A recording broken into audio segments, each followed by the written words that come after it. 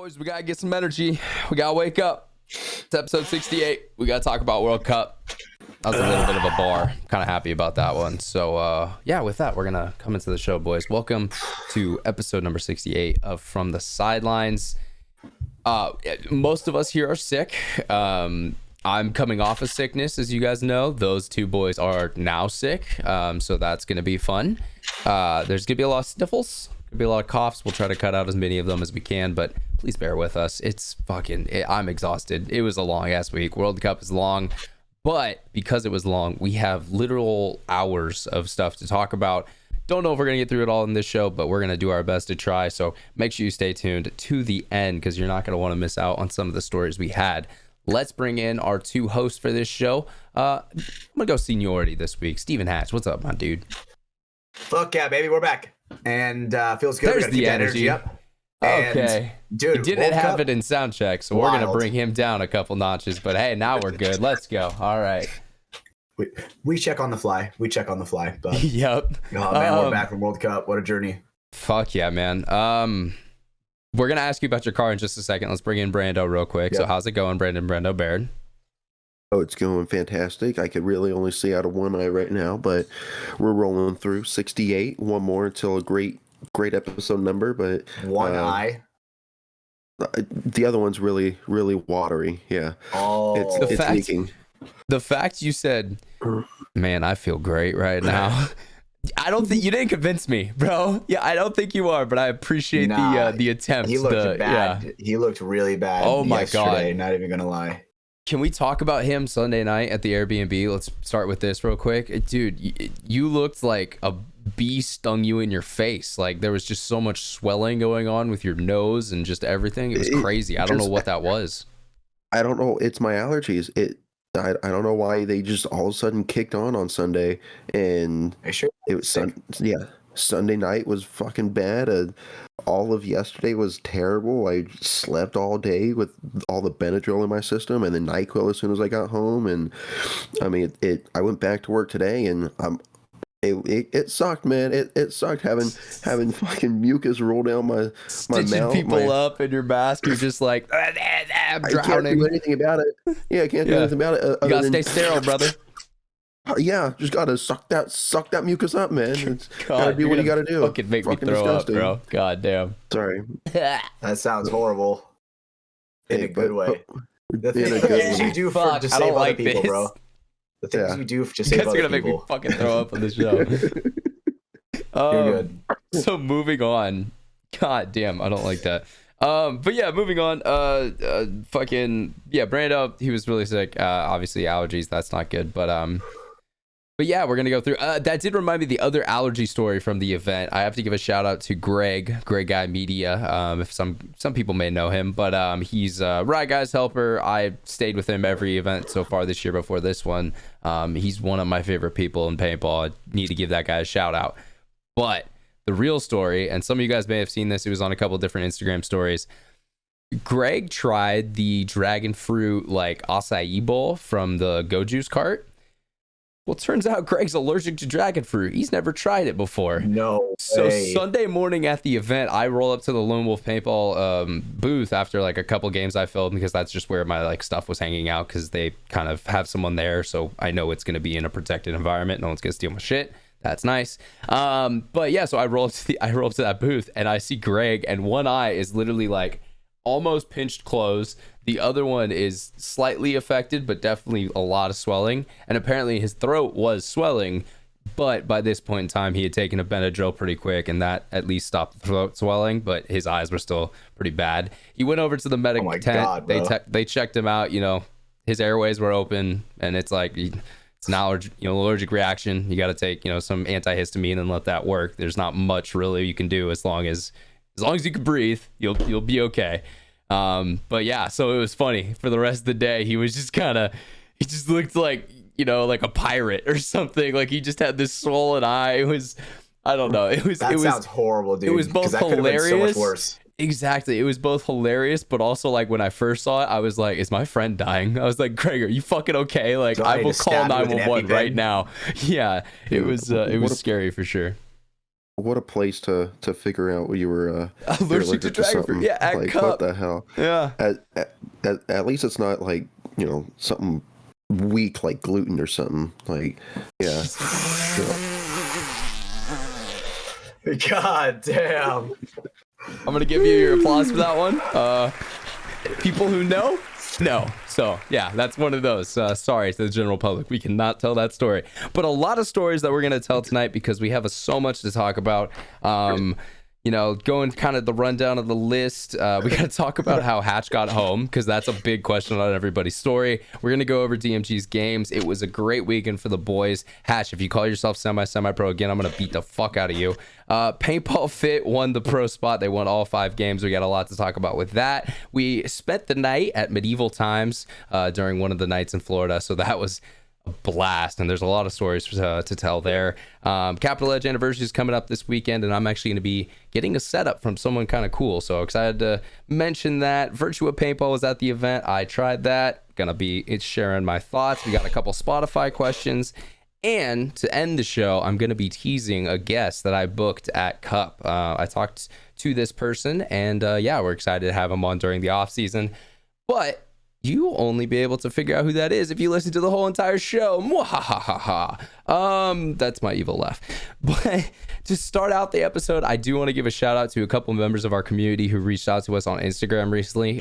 They wrote a couple, just paragraphs of, some thoughts about the show, but also just, kind of expressing their gratitude for the show.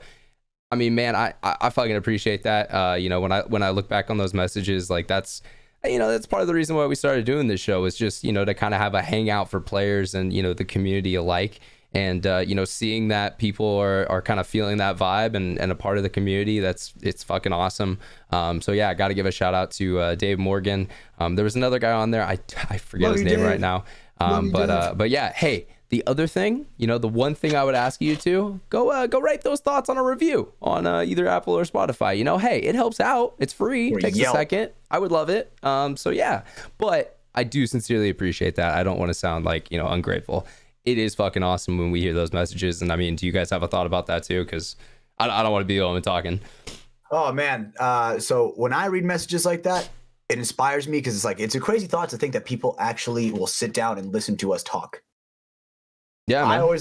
People are always like, "Oh man, you talk too much," and now it's like, "Damn, maybe I don't talk enough." Sometimes I take the Brando role for a little bit, and I'm a little quiet.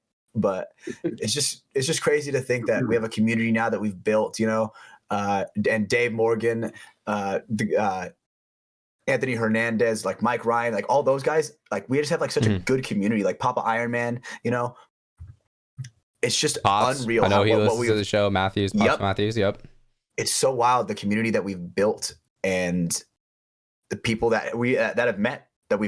And we're not naming people. There's definitely guys that I'm missing right now. Christopher Struck, he's another one who texts us the code word every single week. So I mean, there's definitely guys I'm forgetting right now, and if I'm forgetting your name, I'm sorry, brother. But I appreciate each and every one of you. I really fucking do. Because hey, like we've said before, this show doesn't exist without the support from the community. It doesn't. That's kind of how it goes.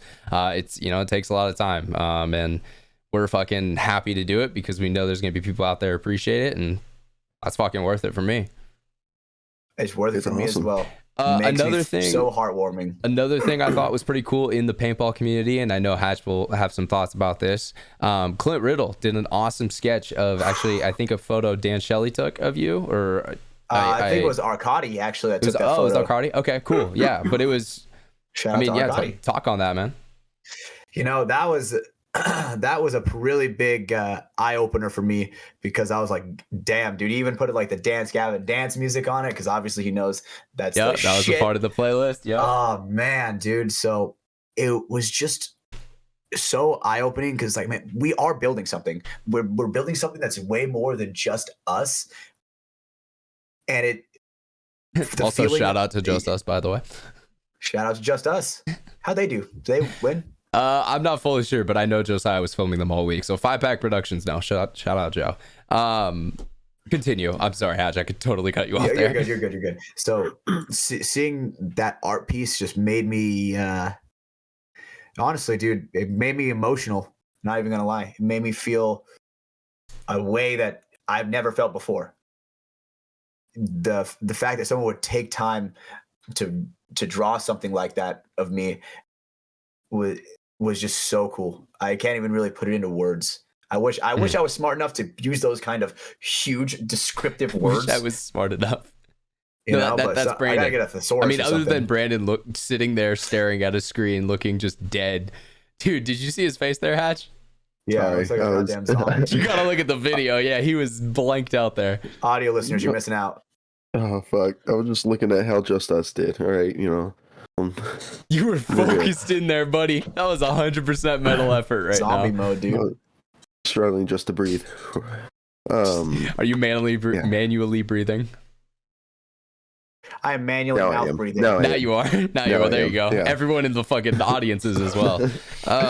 So shout out to you guys. But yeah, the art piece was just so crazy. Yeah.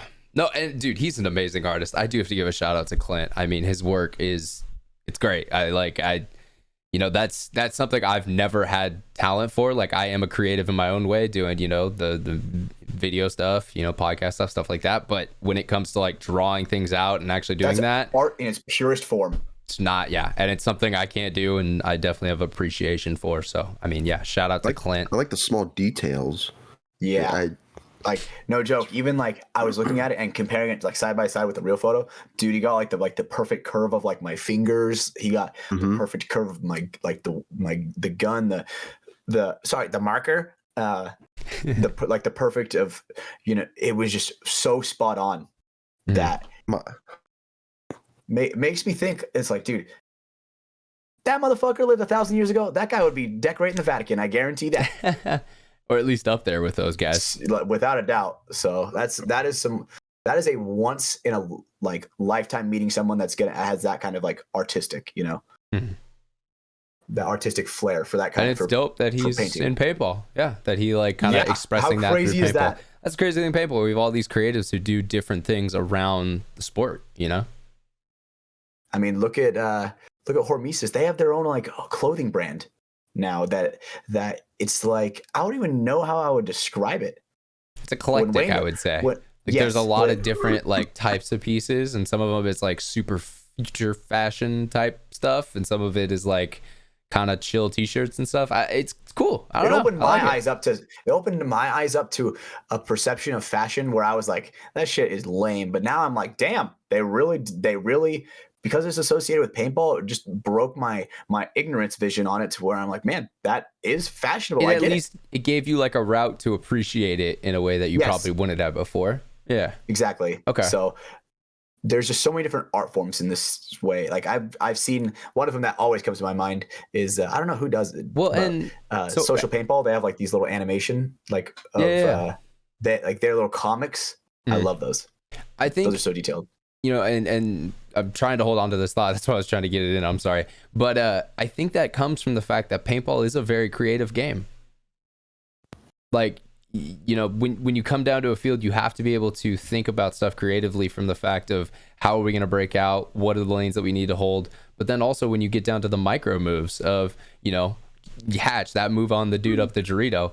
Technically, you should have stayed alive there because you fucked that dude up. But that was a creative move from you because you knew I have a timing. Go get him, and you did. Yep. And then fucker traded late. Throw the major. God damn it! Come on, throw a god. Such bullshit, man.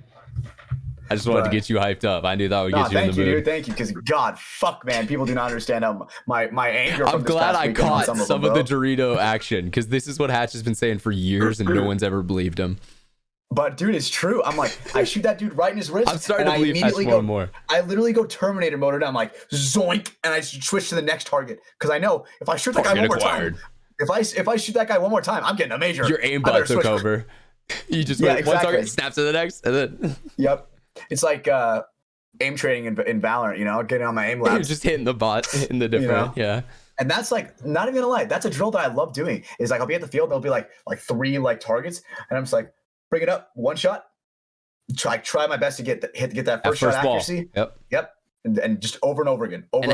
How many shots have we seen from World Cup? There's been quite a few that I've seen of you need to hit that first ball because you don't So have the many. opportunity on the second one. Like, shout out to Go Sports and HK Army. They both had some of the Cronus cameras out there that were shooting 1,000 frames a second. So and, dude, sick. some of those clips, it just shows like sometimes Game it's of that first millimeters. ball. You get one, and if you miss that one, your shot's over. But if you hit it, that's when you're a fucking pro. So yeah. Yeah.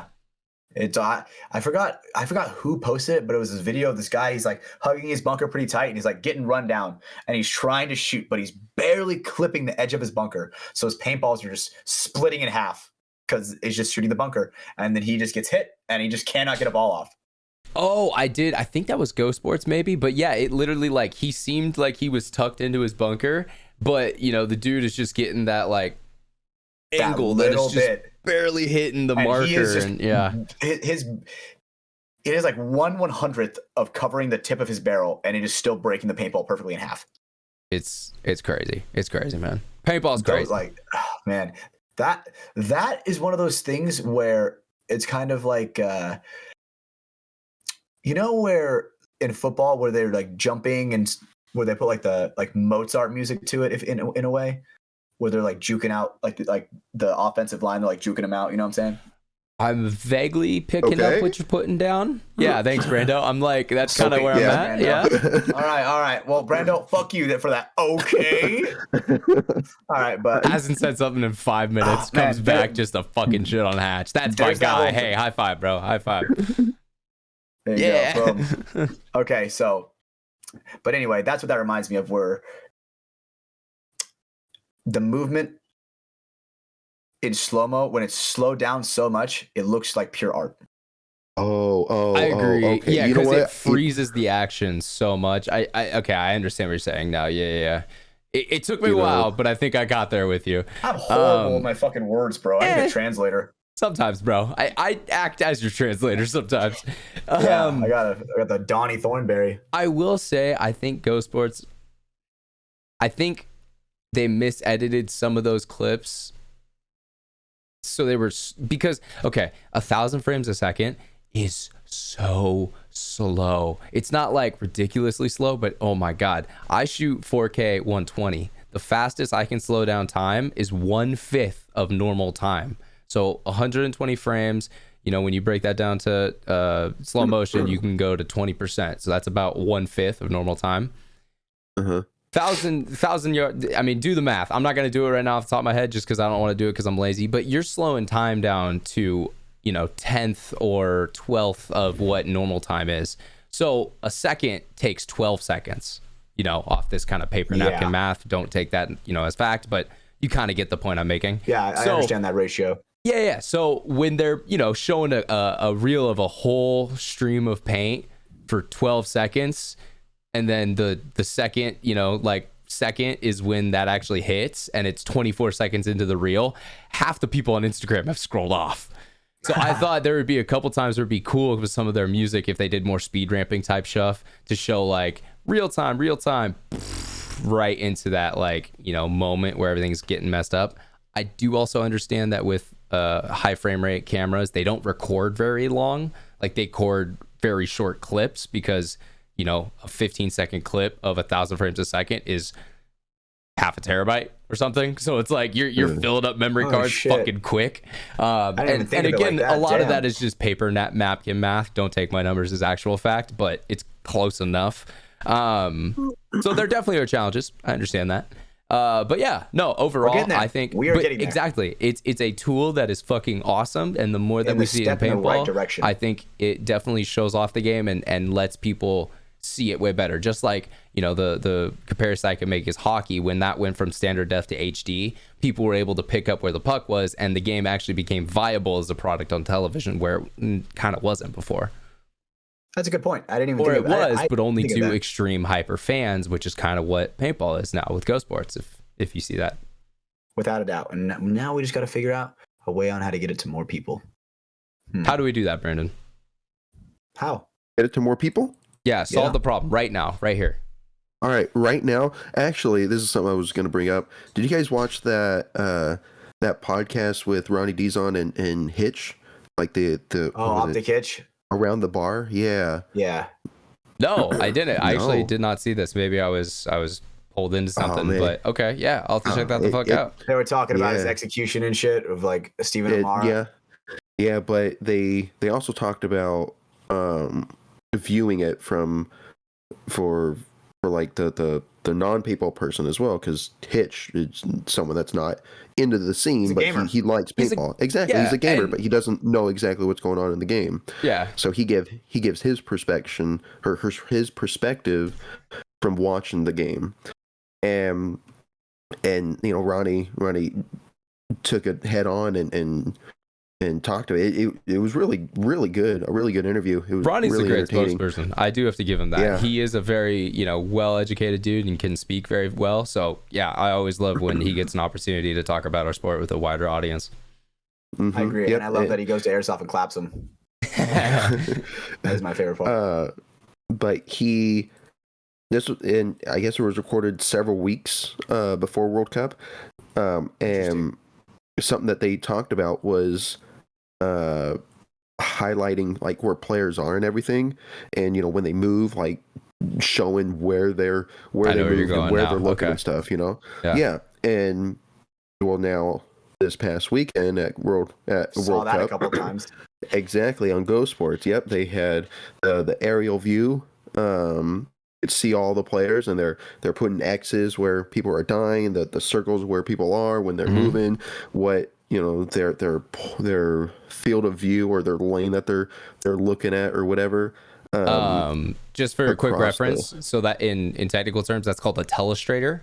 So it allows you to place graphics on screen in a live manner, and it's fucking awesome. And I do agree. I watched some of the finals the other day, and bro, it clears up what is happening or where are people so much quicker. And it's not perfect, don't get me wrong. I'm not going to say like, yep, that's it, we're done.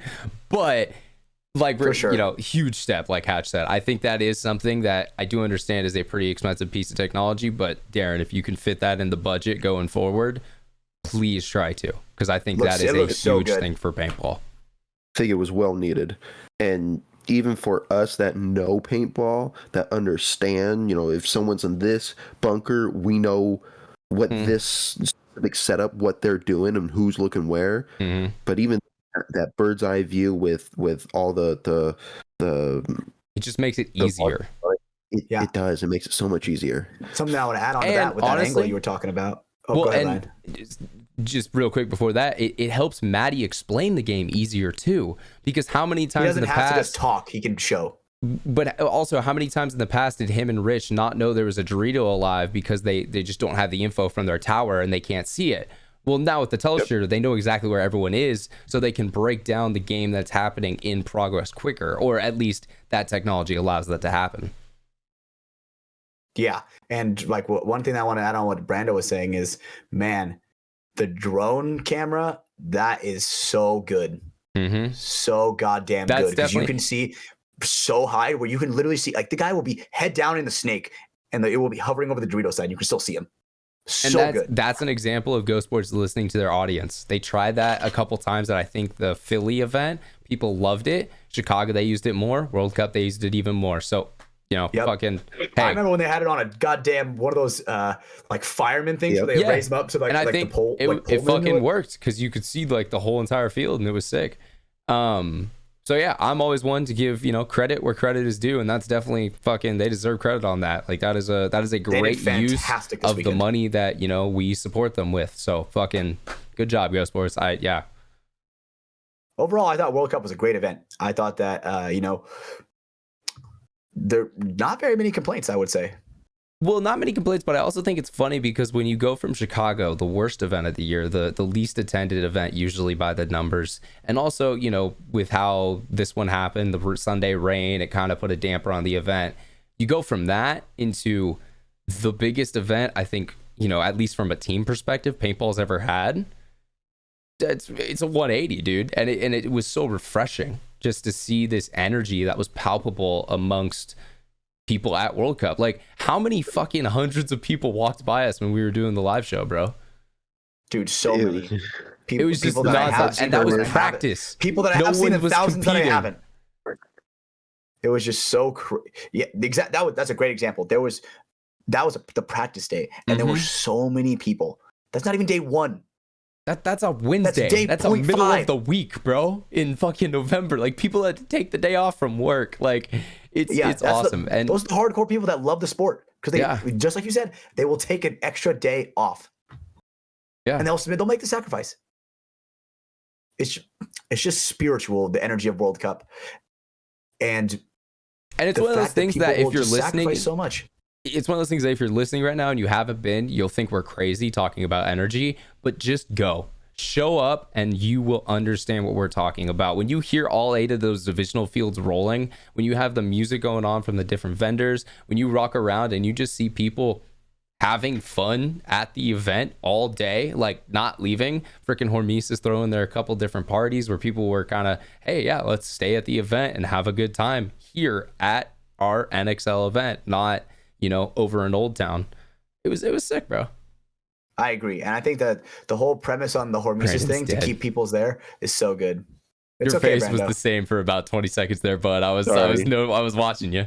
No, he was just frozen. He was just frozen. Yeah, my internet. No, I realized. I just now realized I never stepped foot in the paintball history. Fuck, I didn't either. Yeah, I know. I kept walking past it and looking. I'm like, oh no, I got time. I'll get down like way back. I just never did. Fuck. That sucks. I looked at a little bit of it briefly, but I also didn't really. We obviously, as both of you guys know, too, it was an action-packed weekend where it was just nonstop. It was nonstop. Also, I think you guys take off from the field a little early at times, but the reason being also is you guys fucking work a fuck ton, plus play your games, plus do all this other shit. So I kind of get like you're tired at the end of the day. Dude, you were there for how early we had to wake up. Yeah, right? Yeah. Well, I also think you guys are dead wrong for that, but whatever.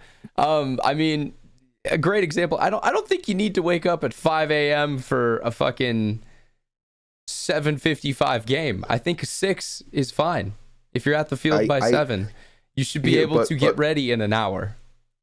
I will. Yes, we can get ready in an hour, but I feel like with these past 2 years being with the team, we are historically a slow team in the morning. Very much so. We're not fully awake. Very much so. Yeah. We need time. So we need time. Also, I am going to call someone out because, I ended up sleeping in the room with Papa Cedar and, his ex-girlfriend. And Cedar's alarm went off bright and early. He was, obviously, he's kind of the father of the team, so he sets the example. So 4:30, his alarm would go off and light would instantly go on, and it's fucking, all right, I'm fucking awake. This sucks. I hate everyone. Now on Sunday, the day when they didn't have to be there to play their games, Cedar hit his snooze button 3 or 4 different times before he turned on the light and wanted to get out of bed. Bro, I hate when he does that bullshit. I'm gonna call you out here, buddy. Apparently, when you have to get to the field, it's important to get the fuck up. But when I have to get to the field, we could hit the snooze button. It's fine. We could hit the snooze button. I hate the snooze. I hate when he hits the fucking snooze button because I've roomed with that guy standard very example. Many people. We're either getting up on time every day or we're getting up late every day. But don't fucking in between me. He straight up. You said Zig. You said Zag. Yeah, 100%. But so yeah, that was one of my very small complaints I had from staying with you guys this weekend. Cedar is a he's an enigma, bro. Without a doubt, there's a reason why they call him the hardest working man in paintball, and because he does set the precedence and he does set the example for everybody on what that you could possibly want to be when it comes to pit. The way I said it to shout out Steven, Transfuse owner. Shout out Steven. I always love when I get to talk to him. But fucking the way I said it to him, when you stay with the media people, it's like neutral chaos. I don't know if you guys know the like D&D, like order fucking things. I don't know what exactly it's called, but staying with them is just kind of neutrally chaotic, where it's like it's not good, it's not bad, but it's just kind of chaos all the times. But if you know what's going on, you can kind of plan for the chaos and like be ready, so you can go with the flow. Staying with you guys is lawful good, where it's like everything is by the rules, everything is so much extra time added, everything is like, like very in order and neat and clean. And it was just such a different example because like, guys, there was times I'd be staying up, I was working on my laptop, working on a video, working on getting some stuff out. 9:30 would roll around, I'd look around, every single motherfucker is in bed. Every single one. That's something that at the media house never happens. Like there's never a time when we're all asleep by 9:30, which is kind of nice because I was sitting there like doing work and I was just like, oh, just kind of here by myself. I should probably go to sleep soon so I don't wake up my roommates. Like it's just different. I'm kind of being hyperbolic and I'm complaining for the sense of entertainment. I did have a blast with you guys, and Medieval Times was awesome, but at the same time, yeah, there definitely was a couple pain points. I mean, like always, there's always some pain points. Someone will rub you the wrong way. Sometimes, like, dude, one thing I love that Micah will do, will lay down in Logan's bed. Oh my God, that is the funniest shit ever. Does Logan freak out? Well, Micah is a goddamn animal. That guy will not shower and just jump in his bed. Oh, dude! God, after the day of play, that's fucking disgusting. Dude, especially in that Thursday, Florida humidity. On Thursday, both Micah and I walked in, and we both laid on Logan's bed, and couldn't do shit about it. Unwashed. And he's just standing there. You guys are like, what the hell? Animals. He's like, get off my bed, and we're like, no, we're comfortable. Absolutely not. No. You guys cuddling on his bed together? Afterwards. Yeah, dude, I would have too. We had a goddamn refugee room in there, dude. Not even gonna lie. You guys were packed tight.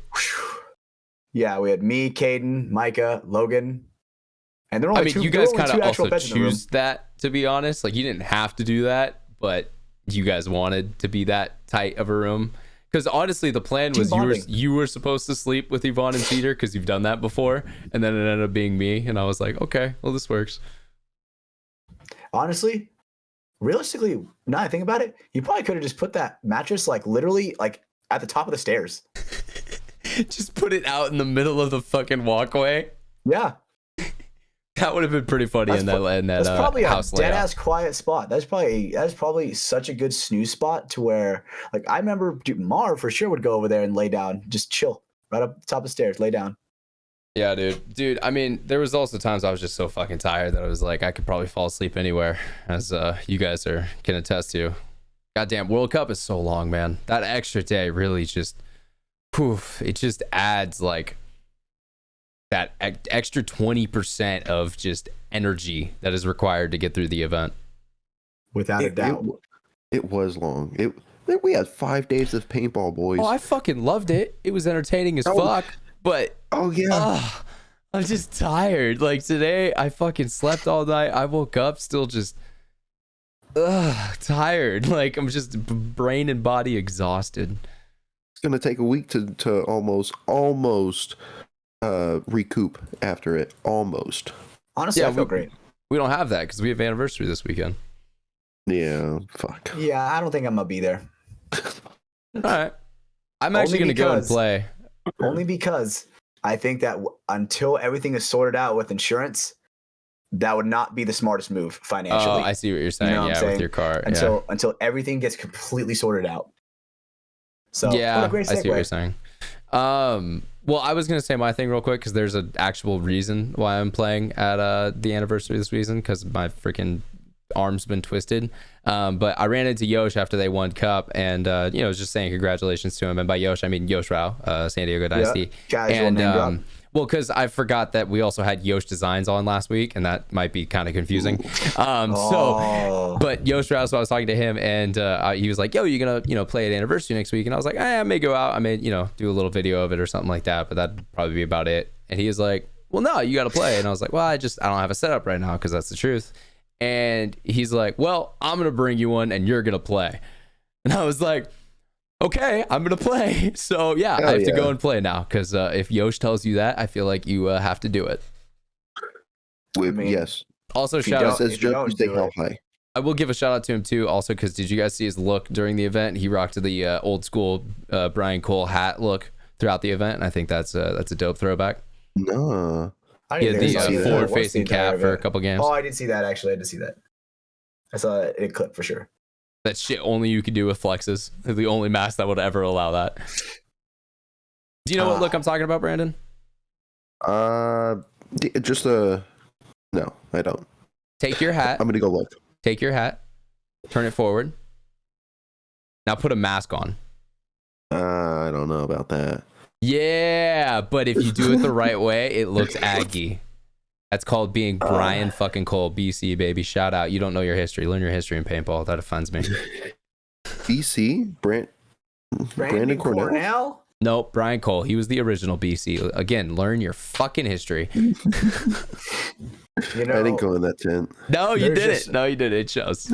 There really is going to be so much paintball history because that I just will never understand.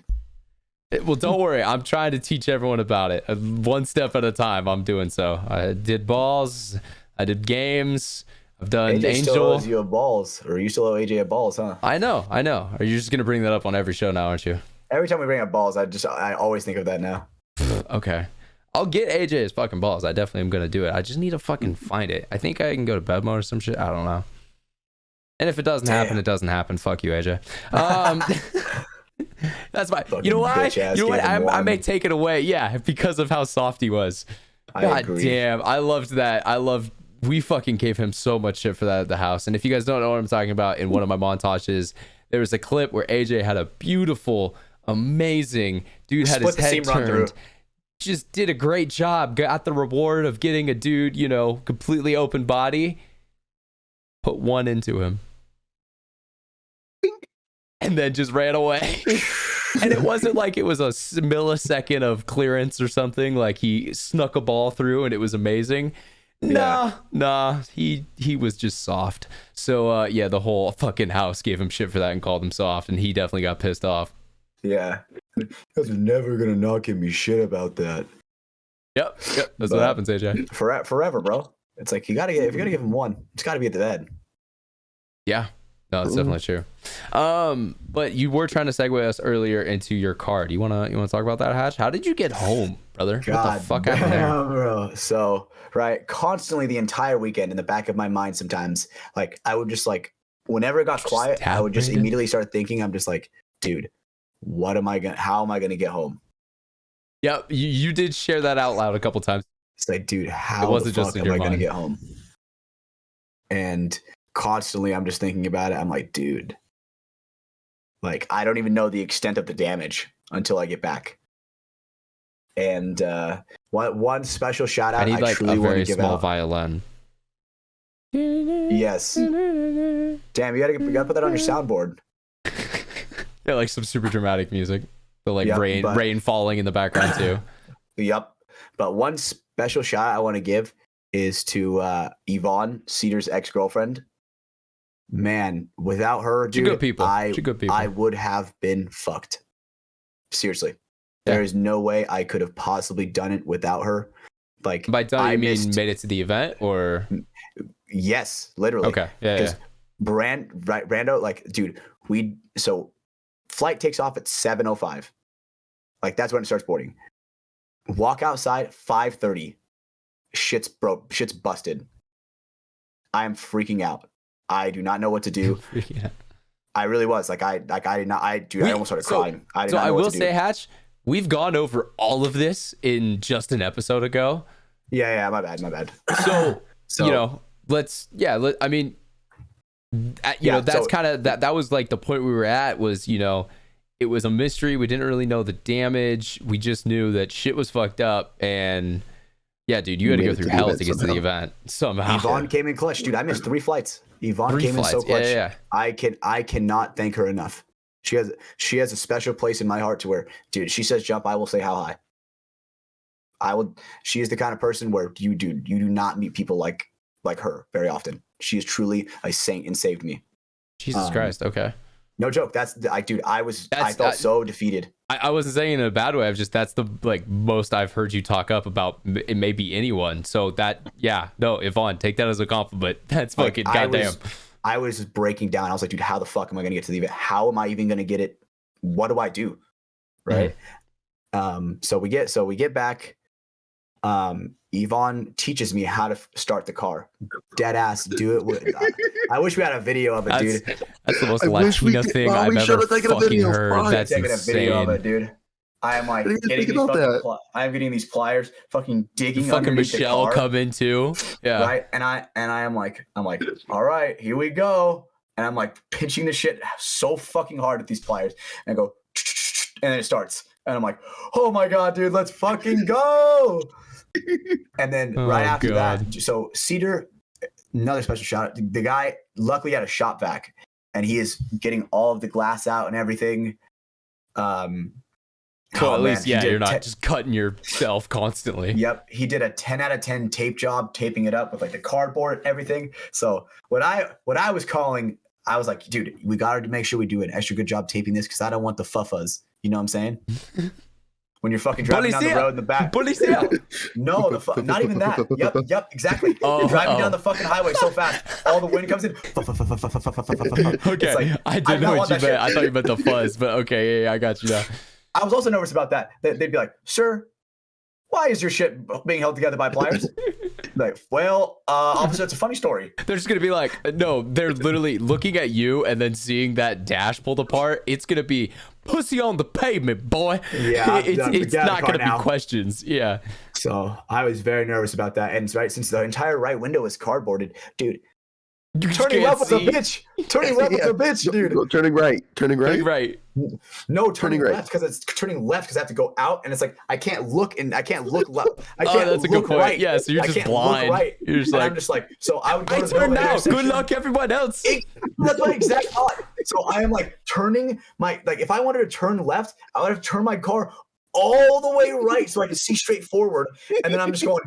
I'm like, all right, we're good. So I'm just fucking whipping a bitch like crazy, doing like almost a peel out, trying to get left. So it's impossible. You just had to step on it and set up a prayer. You know, just, hey, homie G, you got me, right? Right. And so this morning, my mom. Fuck, I forget which one the angelic voice is on. I haven't used the soundboard in a couple weeks. But dude, my mom, thank God for her. She was like, yo, let's take it to the shop. So I guess she forgot that my window's busted out. She's bobbing and weaving through traffic, and I'm just like, bro, what the fuck? How am I supposed to keep up? By your mom, love that, dude. She is Tokyo drifting through the casual streets, and I'm just like this. I'm like, what the fuck? Like trying to see like any kind of angle through the back part of my window, and it was horrible, bro. I almost died a couple times because it's like I'm almost using my other senses. I'm going off of like audio because there's no window there. There's no window there. This man so turned I'm like into listening fucking for a semi. daredevil. He's like. And then like, oh, I knew where the cars are. I'm like listening. I'm like, okay, no semi, I'm good. So it just comes out of nowhere. And I didn't, dude. It took me 5 hours to get home. I didn't get home until 9 o'clock. Jesus Christ! And it was dark. I'm sorry, dude, man. Did you take like side streets or? No, traffic was so bad. Oh God, that's actually probably even worse. There was like an accident that was maybe like. It had to have been maybe like 2 football fields in front of me because like I could see all the lights and everything, and I'm just like, bruh, like the whole street is blocked off. You know, you had that moment where you're like, this motherfucker better be dead. Where you're like, this guy, this better not be a hurt pinky toe. Like, you know, if I have to be sitting here for 2 hours, do you guys ever have that feeling? If this is a fender bender, I'm about to freak out. Exactly. Where it's like, dude, if this motherfucker could have just pulled off to the side of the road, I'm gonna kill him. I'm actually gonna get out of my car and just end his life. Right. But the thing is, there's no window. I'll go to jail, right? but you dude, know, I was freezing. There's no my window. Ass off. I couldn't see. I was freezing my ass off, dude. Right. It's cold in California compared to Florida now, so my body's not used to it whatsoever. So I am just like freezing the entire time. Like I have like my hoodie on. I had my hoodie on and the heater, but it was like just not doing enough. Damn, bro. I was hella cold. Damn, but yeah, we made it home, dude. So here's the cool part. Your boy is now. I got a rental car, motherfucking Audi A4. So I am zipping. I am zipping down the street. So you moved up in life, bro. You went from the Kia to the A4. Okay. Yep. Hopefully they're like, oh, dude, it's got to be totaled. Maybe you can have the A4. Imagine. I don't think that's like how that works. World. One day, hopefully. There's like one of the 19 million Doctor Strange combinations where that happens. And I don't know if it's this one. Oh, hey, how far backed up was Kia originally? Oh my God! So we are sitting on the way to get back to Cedar's car, and I get a call from the insurance, and they're like, "Yeah, Kia's backed up for about 1, maybe 6 months," and I'm like. Are you fucking kidding me, dude? Like 6 months? Yeah, this is what happens when you design a pretty faulty product and then people realize how to take advantage of it, post it on TikTok, it goes viral, and then every gang in every single city around the country starts destroying them. Because that's pretty much what happened this summer. Literally. And the thing is, right, I will say I'm truly blessed. They could have gotten it. They were literally one step away. Bless up, bro. Right? Phase the fuck up. Hey, phase the fuck up. Phase the fuck up, my boys. Hey, you know what I'm saying? Hey. Fuck. Brandon doesn't know how to do that. Brandon doesn't. We don't face stressful drive, dude. Stressful drive. Yo, shout out Phases CS2 team, by the way. Those boys be popping off. Sorry, that's the nerd in me. Just like the caption I made on my post today. So yeah, let's go to that. I'm a gamer, post was sick, dude. That one. I liked it a lot. Fucking, it was funny because when I was standing in their pits, when they, obviously they put a couple extra balls in a couple of Fitz boys. And when I saw their reaction was just laughing, I was like, camp's fucked. And that was the moment when I was like, this game's over. It doesn't matter. And it's literally what happened. They put, 6 up in a row to mercy them. Yeah, no, they did a great job. We'll talk about their kind of tournament a little bit later on, but because there was some funny things that happened from that. But before that, I want to talk about your guys's, because you guys did really good too. And I think you should be proud of the performance that was put on. I do think, however, there's some critiques to be made about how efforts were handled going into the Saturday matches, but that's something I think we can talk about in a couple minutes. Let's start out on Thursday. Thursday was a great day for you guys. Let's walk through that. So Thursday we played against GG Factory. Actually, Hatch, shut the fuck up for a second. Brandon, talk. Tell us about it a little bit. Hit it, Brando. No offense, Hatch. You know I love you. Take it from here. Thursday, our first match was against GG Factory, who was going into this tournament was at least a top 10, if not like I don't know, they were sitting around like 6th or 7th, I think, overall of the season. So we figured they were going to be our toughest match, or our second toughest match for prelims, and went out there and we played. It was a really good game. It was a back and forth game, I believe. Went into overtime, and just that overtime point felt so. Man, that was my favorite part of that day, because you guys were 5 up, right? 5 up. 5 up. Yeah. I killed like 4 going down the Dorito side. Yeah, blew that whole Dorito side open. Hatch runs down the Dorito, shoots like 4 of them, runs past the buzzer, up to the back of their snake to go execute that last snake player who just got shot out. He literally did the fucking thing that we've talked about on the show, boys. Like, god damn it. I wanted it. You took that airsoft clip to fucking heart, bro. That you were like, that is me. I'm gonna do it. Dude, I was hungry that day. I was hungry. You were staying hungry, bro. And it just turns out that GG Factory was my breakfast. You were smoking GG pack that morning, bro. Dude, let me tell you, during that game, dude, I'm pretty sure you saw it, Ryan, where Cedar runs down the guy, Cedar misses, right? To be fair, Cedar already got a couple kills. I'm following Cedar up. Little does their guy know that Cedar just missed. I'm hot on Cedar's heels. So I come down for the rundown. I shoot him in the loader. He is scraping it against the bunker, trying to go on the inside move, right? And no ref is calling him out. I am not hearing hit. I am not hearing nothing, right? So obviously I'm going to treat him like a real player. So he comes around and I blast him in the head, right? Twice. Just gave him 2 good ones. And then the refs are like, no. Throw a major on me. And the guy's jumping in my face. No. Hatch, you are starting to embellish now. So you are starting to embellish. I witnessed literally everything he's talking about. I was on the Dorito side for this point. You were correct. Everything was correct with him trying to wipe, him going around, you shooting him. Yep. Where it breaks down, it was one ref. It was one British ref who was like, no, mate, you're not going to do that on my field. Throws the fucking minor. I need one player. It wasn't a major. It was a major. It wasn't a major. It was a minor. Because it pulled the whole team, though. Well, then that was fucked up. But we didn't get the point. He pulls yellow flag. I don't know what to tell you. It should have been a minor. If they accessed other shit, then that was fucked up. But what's funny about that is I'm standing right next to another ref. Standing right next to the other ref who's on the 50 on the Dorito side. And we both kind of look at each other And I straight up ask, I'm like, what did he see? And the other ref said, I was going to throw a penalty on the other dude for talking. Because he's yelling at me in my face. He's like in my face, like jumping out. Yeah, you fucking bitch. And I'm like, yeah, what the fuck? And why am I getting a penalty? And to Hatch's credit, if you're coming around a bunker like that and you're having that much forward like action, I'm going to think you're alive and I'm going to shoot you because I think you're an alive player coming to kill me. So that, yeah, it clearly shouldn't have been everything.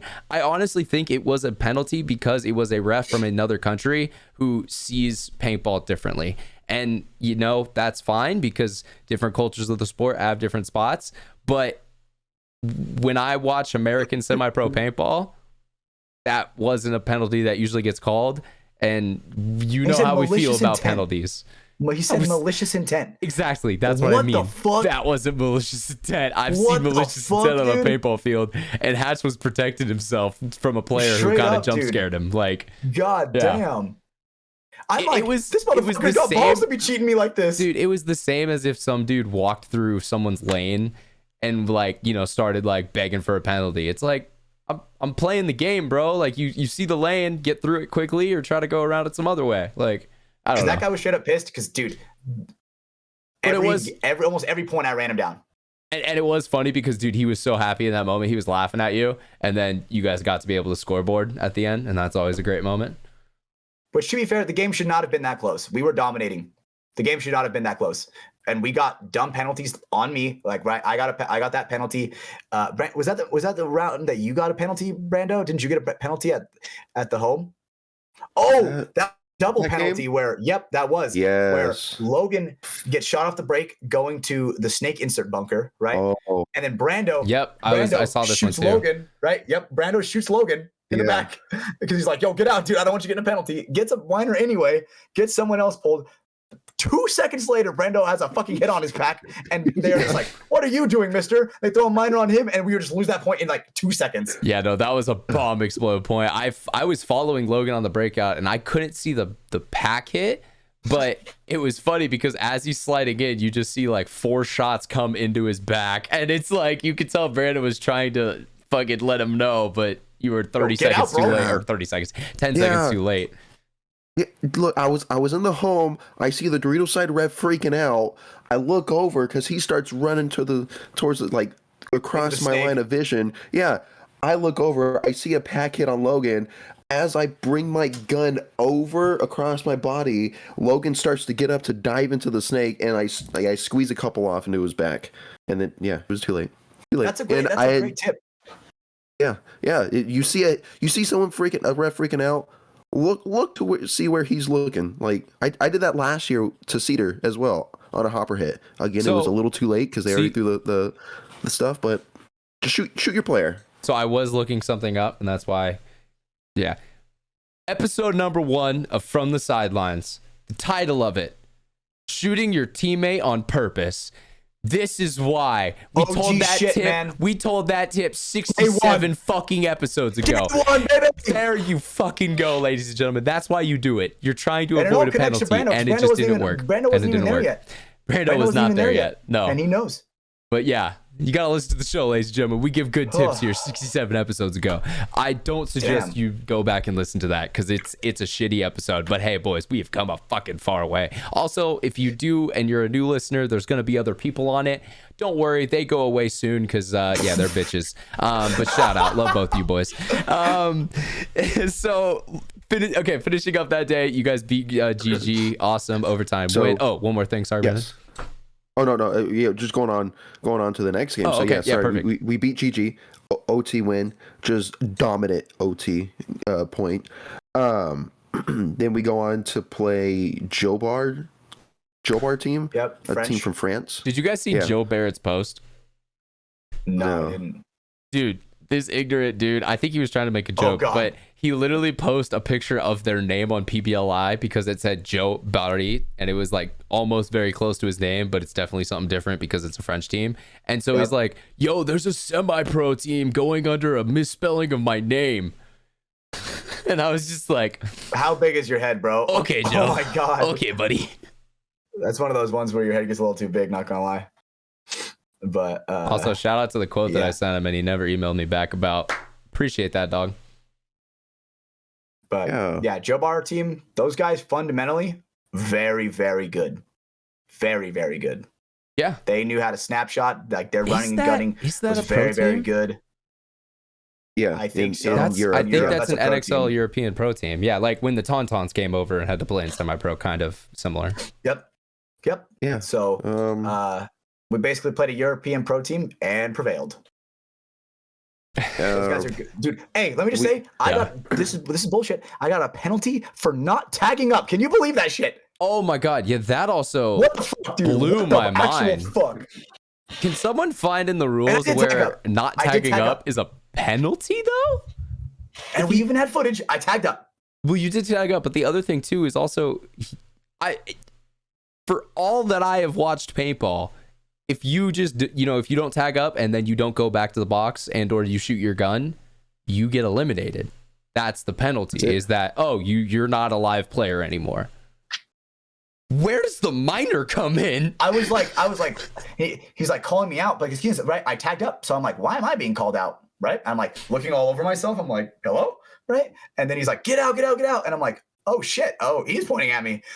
Then he fucking pulls a minor and pulls AJ. I mean, maybe he was considering you playing on, but still, I don't really you weren't rolling your gun. You were coming off the box, then you looked at him and did the what? The signature. Okay. Wait, me? The gun up in the confusion. Yeah. Yo, me? You're talking to me? And yeah, I was blown away with that one. I mean, maybe that was the cultured ref over there. That just maybe it's a NXL Europe thing. Maybe, yeah, maybe. God damn. I will say it was funny. There was a couple games I watched on that field that had some of the British teams playing in them, and dude, it is so entertaining to listen to the British team's comms because it's on English. His bum? Get him out on his bum. Yeah, because it's English, but it's not. It's something completely different. I think it's just cool to hear them use similar phrases, but also different phrases. I don't know. In paintball in America, you hear the same call outs for everything. I've got the warrior. Exactly. They call random shit, dude. The kitchen. I've never heard anyone in America call a bunker the kitchen, but they fucking did, and that was kind of tight. You know what I mean? It's cool to see the different varieties of the sport around the world. So there's such a different style in every single culture. Seriously. There's a different style, and that's why, dude, I fuck with the Lucky 15 style, bro. Dude, speaking of European teams that come over, bro, those boys aren't afraid of anyone, man. They play such a violent and aggressive. Yeah, they play just an aggressive, go down your throat, play fucking quick paintball, and it sometimes works, sometimes it doesn't, but it's entertaining as fuck to watch. I'm a big fan of Mason Hines, who plays on that team. Dude, that guy, 10 out of 10 form, no joke. I will watch his footage and analyze his footwork. No joke. That, but also, dude, they all have good ass ag, and I think that means a lot. Let's be real. I agree. There's some goofy looking pro players. Lucky 15s, dude, you guys look good. Over wins, bro. Skins over wins. Yeah, 100%. All day, every day. And man, those guys are just next level good. Yeah, but when they came last year, dude, they really did surprise everybody. But I was like, I hope they win. For sure. Those guys are good. Going back, speaking of the NXL Europe connection, going back to the Joe Bar game, do you guys have anything else to say on that? Obviously, there's that, penalty, or not penalty, that should be penalty of you running that dude down hatch, but that was stupid. What the fuck? Get a clip of that. That was in another montage. I think we actually talked about that already on the show. Was that pre-show or was that before? I don't know. It was so close around that. Maybe we talked about it pre-show, but yeah, go watch the montage. Aimbot. Yeah, we beat them. We beat Joe Bar 6-3. We gave up a couple points, especially that first point where we only started with 4 bodies. Apparently, we only started with 3. Apparently, that does remind me. Was it the GG game, Brandon, where you guys went out to start and the clock or something was messed up, so you actually originally went out without a gun? And then they started the point, but then they recalled the point, so then you went to get the gun. Brandon was gonna pull a cedar and not have a gun during a point. What happened? Yeah, I just now remember this. So going back, this is the GG game we're talking about now. Oh my god, this was I think this was straight point up number slacking. 1. Straight up slacking. No excuses. First point of the day, because you guys were first point too. Yeah, point number 1. I'm before the game I'm chronoing and like, okay, this Cody Collins let me use his CS3, brought his CS3 over. I was planning on using that, and I'm chronoing and I'm like, okay, this is good. Oh shit, 220. That's weird. Okay, 290, 280, 290, 230. What the fuck? And it's just all over the place. Cody, fuck I'm like, you. all right, I don't know. I'll change the bore size, whatever. We go to chrono on, and it's like now it's shooting super hot over 300. I can't get it down, and like I hear 10 seconds, and I'm like, he's like, turn it the other way. I'm like, motherfucker, I am turning it the other way. So I throw the gun down and I go run into the box under 10 seconds, and I'm supposed to be at home. Like you just tag up with your hands, yeah. And luckily, as soon as I get to the box, the refs like, hold on, like they stop the countdown, and it's like the clock wasn't working, dude. Yeah. Oh my god. Well, but it also, I think it was like a clock, like timing error. Like I really think you guys didn't get the full minute, and that's why they stopped it, because it was like something glitched. It jumped from 33 seconds to 11. Yeah, like it was like you guys did have time, and then all of a sudden it was like, whoa, what the fuck? The game's going, and then I remember standing there at the gate. It's like 33. 32, 31, 11, and I'm like, why are the beeping starting now? Like, I was like, man, time to clutch up for the boys right here. No gun. Play GG Factory 4v5. Let's fucking go. Yep. Oh man. Yeah, that scoreboard for that whole game was a shit show, but we prevailed. Yeah, no, they had so many problems during that first game. I remember that. So. Yeah. Let's keep moving forward. We're dragging a little bit here. Going into, what does this be? Friday now? Yeah, Friday. You guys played your other two games. Sorry, what's up, Brandon? We finished Thursday with 2 wins. We broke our 1-3 streak.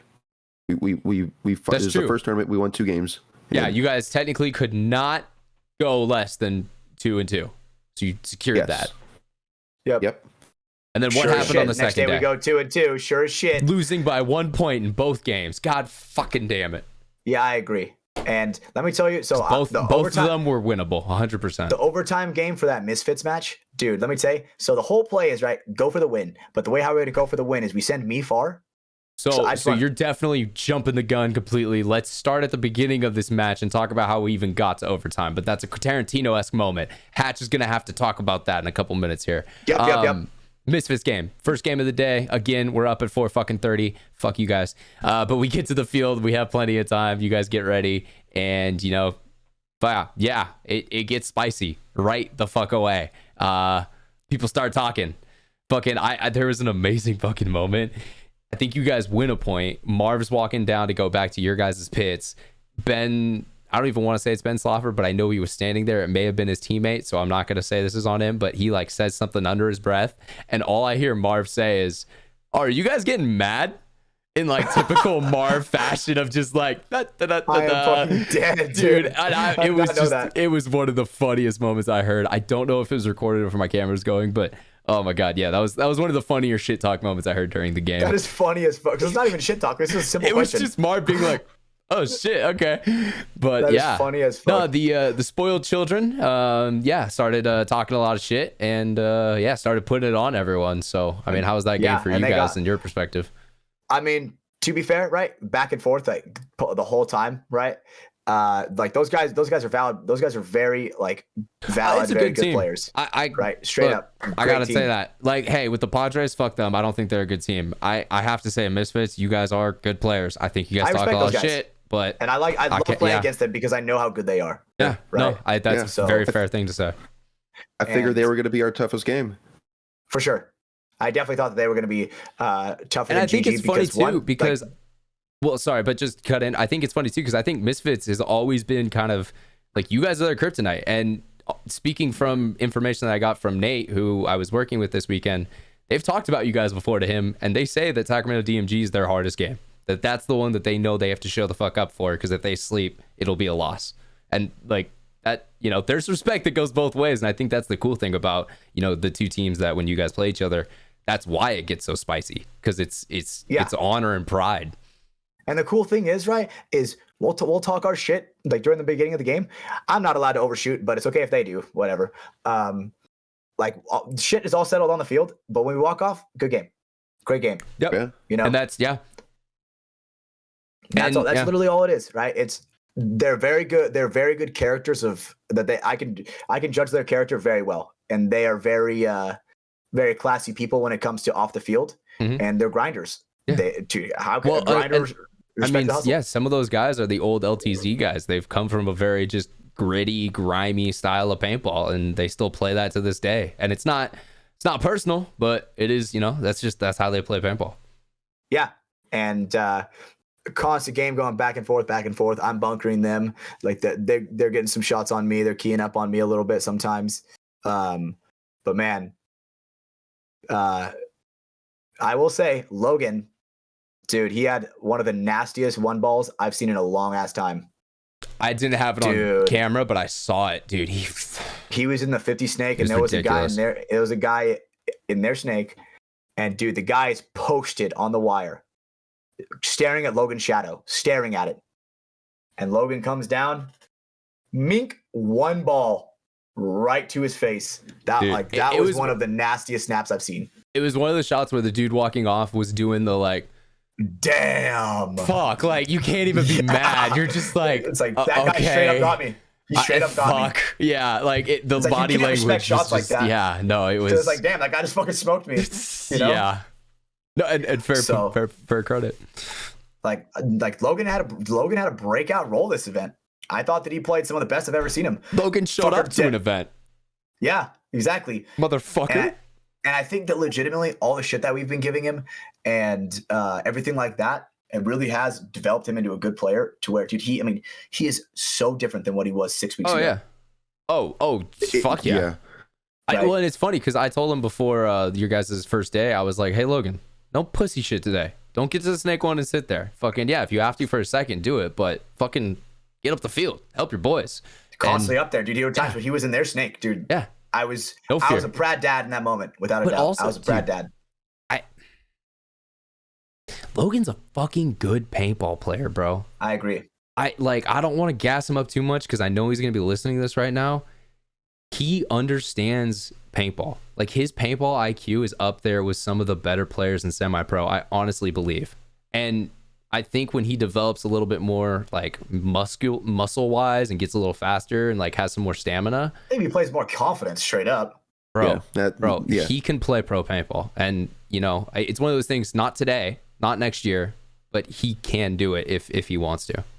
The progress that he's made, like especially Mar was saying it to us where, he's like, dude, you guys have like come so far. You guys have cut down your journey, to that next level. I don't 5 years. And I think the respect that you guys have from every other semi-pro team shows it.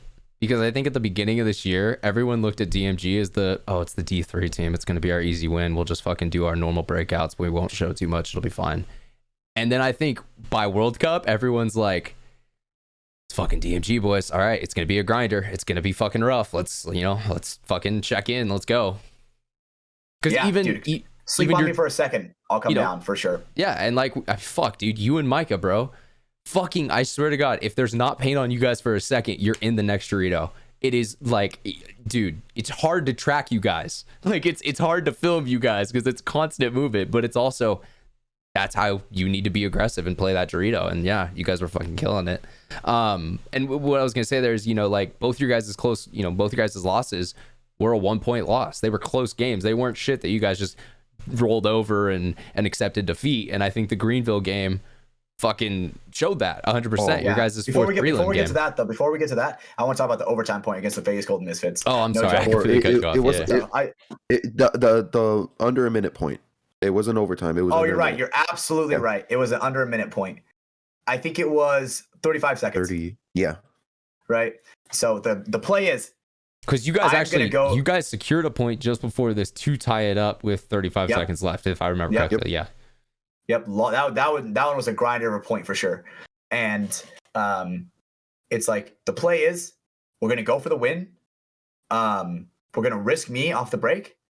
Everybody, if I die, play safety, play for overtime, right? And so I go try to take the Dorito 3 off the break. I get shot, and then no joke, dude, fucking domino effect. It got everybody got shot right after that. Misfits were following up too. They were also playing for the win. So it was it was like, who's gonna hit the first dude, and then that zone's gonna be dropped, and then you know, it just is someone going to pick it up? Like it became one of those points, you know, kind of a flying V type point. Yeah. And I mean, respect to them because they got the point and they beat us straight up. Yeah. Right.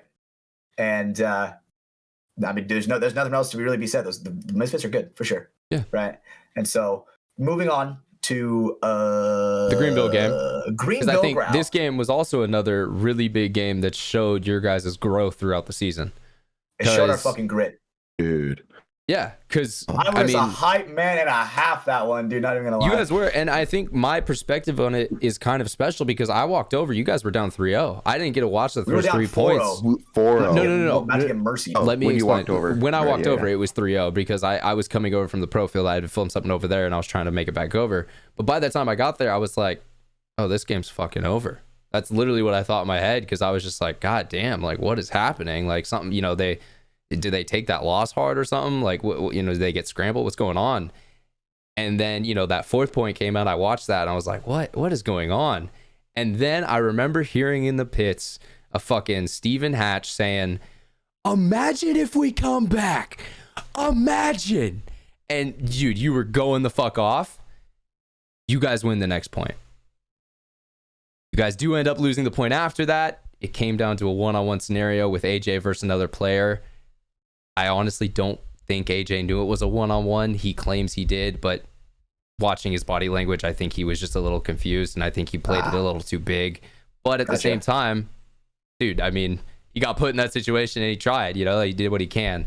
But then you guys put up 4 points in a row or 3 points in a row after that? In 6 minutes. Yeah. I remember looking at the clock and I'm like, how much time do we have? 6:39. Let's go. Yeah. And I think it all was that turning moment of Hatch just being like, "Boys, we have nothing to lose. Let's fucking, what if we win this?" You pulled the fucking Val, you know, we're down. This is what dreams are made of, boys. We're on a World Cup. Yeah. Start dreaming. Let's make it a reality. Let's make Sunday right fucking here. Let's make this not on, you know, fucking the math. Let's go and do it. And dude, that game got fucking grindy, bro. God damn. Yeah, it did. You could see by the clips I posted from it, everyone was catching balls coming off the field on both sides of the net. It was just, for sure. It was hardcore semi-pro paintball. It was gritty. And legitimately, let me just say, we have 10 more seconds. We tie it up for overtime. 100%. Yes. 100%. If we had 5 seconds, we would have tied it up for overtime. I think Caden played that a little too slow. But I agree. That's why I'm saying if we had a little bit more time, we would have had it. Exactly. I think there is the argument to be said there that Caden, you know, that's a learning process. He need, you know, now he knows. Look, when you got 30 seconds, you don't have that 4 seconds to wait and make sure it's clear. You kind of just have to trust your gut sometimes. And you know, sometimes it'll work, sometimes it won't. But it's better to be dead at the end of the buzzer than to be standing in your bunker when the buzzer goes off, because that feeling sucks a lot worse when you're like, fuck, like we just barely didn't have it. Yeah.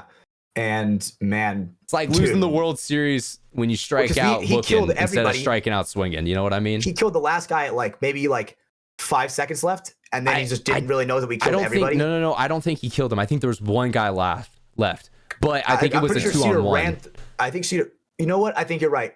Right. They could have cleaned it out within a couple seconds, but it was just like they needed to then move down the field too, and there just was not enough time for that. I'm pretty sure it was the back center and the Dorito can, I think, and they're both looking. What's up? Sorry, I want to say it was the America was still alive because he shot me, and then time runs out, and I see Caden stand up from the snake. Oh shit! Okay. Maybe you had a better view than I did. Okay. And this is also the fog of war that happens when you're in fucking 80% humidity, because it was a stifling hot event, dude. Oh my god.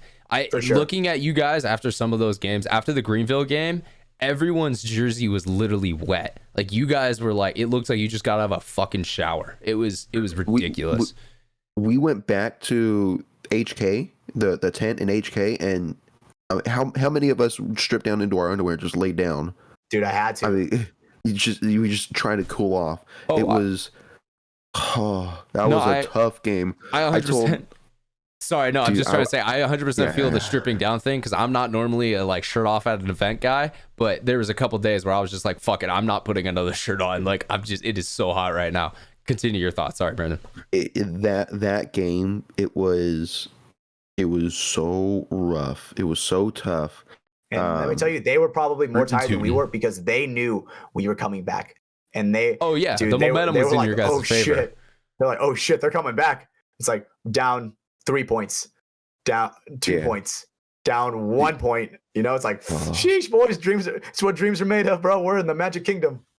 I remember telling Cedar, like, I think it was the second or third point that we scored, coming back off the field, and we may have been in X ball already, but I'm like sucking air and I can't get enough air. I'm lightheaded and I'm hot. Like, I don't feel like I have to I can't feel my sweat, but my arms and my legs are on fire. Yeah. And I just can't cool down. But like, the way I knew, you know, I'm not gonna be like I gotta sit a point because we're fucking rolling. Dude, he knows I'm not gonna take myself out of the line was moving. Yeah. We're going, and yeah. But the way I could tell how bad Brando was doing, there was a couple times when you were running off the field, bro, your gun arm was dead. You know, like everyone knows that look where, like, you know, you're kind of maybe moving with it a little bit. It was literally just weightless, just carrying this rock as you were like trying to get off the field. And I'm not saying you're a fucking, you know, weak dude, because you're not. But that was just the moment where I was like, oh my God, these boys are fucking going through it right now. How many points were played? Like what, 11? What was the match? What was the match? Well, it was 9 points on the board plus the last one, so 10 points. So 10 total points. I would say probably half of that was in X ball. I think our other bracket maybe got mercied like 1-5. Because it was like a D2 game. It happened hella quick. Yeah. Yep. You're absolutely right. That's exactly what it was. And man, we were in X ball, dude. That shit was rough. In the heat, the humidity, yelling, running, and it was just half that game. I played lightheaded. I'm screaming, I'm yelling, and I can't catch me. That's when you're holding your lane and you're just like, this is great. This is great. Just not speaking for a moment, and then fuck. Skeleton. Right, and the thing is, that's when a lot of like inexperience, why a lot of players can't play a lot of points, right, is because people will fucking scream their head off for bunkers that we don't even really need to know, right? Everybody knows that the back center is going to be fucking hot, right? Everybody knows that certain bunkers are going to be hot. You only need to really yell certain bunkers in certain scenarios. Or if you do need to like give a general, hey, this is what's up again, give that every 30 seconds. You know, don't be doing that every couple seconds on the move, because yeah, you're going to burn yourself out. No, I think that's a great point. It's very descriptive, like, right? Develop a code that's very descriptive to where it's like, all right, nobody's in the Doritos. Yeah, right? And you're giving a great example of that next level effective communication that we always talk about. You know, there's that difference between just screaming your head off saying bunker names and actually working together. And I think you guys played great team ball this week. I think when you guys had points where everyone was talking, everyone was playing together, there wasn't a team that probably could have stopped you guys. But I think what happened is there was a couple points where individual mistakes set in, and then that falters the balance, and then four dudes now got to fight off. And chain is only as strong as its weakest link. And sometimes you guys brought those back. Like there were some down body points that you guys ended up bringing back, which was fucking awesome. But that, you know, it's kind of when you start getting into those, then your percentage starts to go down just by the numbers. Yeah. But, you know, shout out to Greenville Growl. They got the scoreboard on us, right? Yep. But those guys are good ballers. Oh. Those guys were doing a lot of stuff that we had never seen. Dude. Right? Yeah. And we just adjusted a little bit too late. Mm-hmm. No, that's a good way to put it. I think, yeah, right, if they get 3 points, I think you guys win that game. Like how many times was I'm like, all right, Brando, like shoot the low shot, like shoot for the underfill, because dude, they would do it all the fucking time, over and over and over again. Yeah, pull guns wide and then wait until you can get out. I'm like, Brando, make sure you're shooting the safety, like the overextend. And dude, sure as shit, like that's literally that shot right there was one of the huge reasons why we came back, because Brando's lane was so on it, they couldn't do, like, he was shutting them down on that side for sure. Yeah, and they probably haven't, you know, been able to draw that out of other people, and then they were like, well, fuck, that was our, you know, that was our cherry. That was our ace. How do we fucking react now? And that's the game of paintball. That's why coaches are so important, because you need that third eye that can be like, all right, we got to throw rock now. They've been throwing scissors a couple points in a row. We got to shut that down and make them throw paper, and then we can figure out how to shut that down with our scissors. And it's just kind of this constant rotation. especially good paintball. I mean, yes, if you're playing a team that you're better than, sometimes you don't have to do that stuff, and you can, kind of put points on the board just by playing better individual paintball. But yeah, when you're in the high levels of semi-pro, pro paintball, team ball is the only way you're gonna win. Yep. And absolutely, yeah, team ball. It's a different thing to learn, because it's not only just playing team ball. It's, dude, you have to trust the people around you. You have to be able to trust where it's like, I mean, there was one point where I got ran down. I'm like, Brando, what the fuck? I thought you had that. Dude, I was like, I never saw him. I don't know. I'm like, what the fuck? I never saw him flash through my gap. I don't know how he got there. I'm sorry. But you're like, dude, I'm being honest, bro. If I knew, I would I'd admit it. But right? I would have told you. Right, exactly. All he has to do is say, damn, didn't even see him. Oh, my bad. Yeah. Boom, you're good. All forgiven. So normally into the rest of the season, we talk about your guys' 4 games, and then we finish the segment, we move on. However, you guys didn't play just 4 games. You guys played 5 games. Basically. I mean, you only scored points in 4 games, but you did play 5 games. Yep. Whoa. Dude, I'm just saying the truth, Brandon. There's no lie about it. Yeah, you're going to get upset at me. And I'm going to be honest, I think you guys kind of did that to yourselves. And this is what I was talking about earlier when I think... I don't think it wasn't adjusting. I think it was the preparation going into the game. And, I'm a little disappointed with you guys, because sitting in that Airbnb that night, the second you guys found out that you guys were in, a lot of the conversation was being directed towards how are we going to, help out the D3 and the girls team now that we're playing. I didn't hear a single conversation about what the Misfits do on their breakouts. What is this guy's tendencies? Is there a way that we're going to shut this down? I didn't hear any of that conversation. And maybe that happened. I'm not saying it didn't. But there was some big voices on the team that were spending a lot of time focusing on things that were not important to your guys' tournament result. And I think the 5-0 was a very clear sign of that lack of preparation. Because I guarantee you the Misfits, they probably watched your guys' game back a couple times. They probably had an hour-long meeting talking about what your guys' off the break shots are and what routes they should take getting to their bunkers. And I think it showed. I would disagree. You would disagree or wouldn't? I will not disagree. Yeah. There's a lot, dude. A lot of people do not know. I don't like being bad shit cop. that we have to work around. There's so much shit that we have to work around at NXL that the average person looking at us from the outside does not get. What Hatch is saying is definitely valid right now. I need that to be known. It fucking hurt me sitting there listening to the. I snapped a couple times. I know you guys know, because I was just getting pissed off. I was like, you guys are fucking playing your first Sunday in semi-pro paintball, and no one's talking about the Vegas Golden Misfits. Everyone's talking about Sacramento Storm, and that just frustrated me. I was definitely talking about that game, like when we were up in at the refugee camp. I was definitely talking about that shit like crazy. You were, but also you were the only person who watched film with me. I brought up literal points of their games that I had recorded before die, and you were the only person who took interest in watching breakouts or seeing what was going on. It just hurt, bro. It just hurt. And I know there's other people on the team who locked in, but it just felt like so much of the attention was split. And you're completely correct. Completely. And it was. And, I hate to admit it, but... And we haven't said it. We kind of said it, but the scoreline of the game was 5-0. Misfits came out and mercied you guys. You didn't put a single point on the board.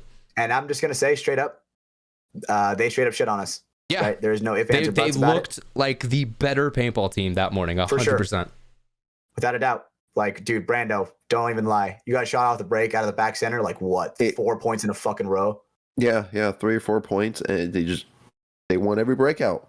They were getting 1 or 2 kills off the break every point, and just slowly squeezing us. Yep. We played the same ball, and they adjusted. They adjusted to what we were doing, keyed up on us.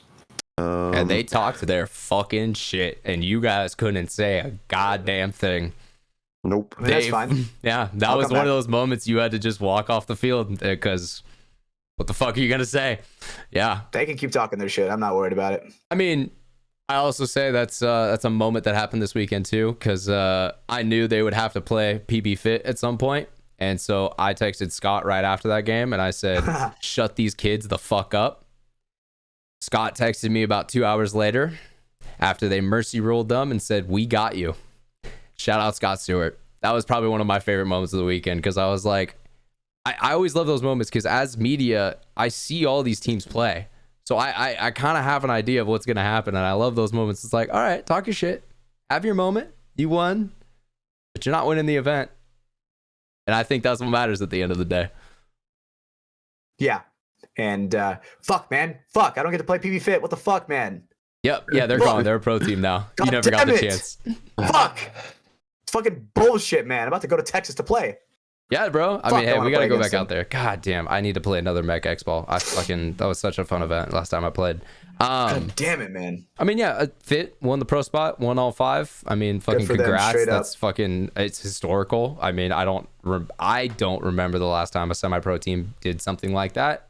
Maybe it happened, but that's just my knowledge. And I'm usually the guy who knows the history in paintball. So yeah, that says something.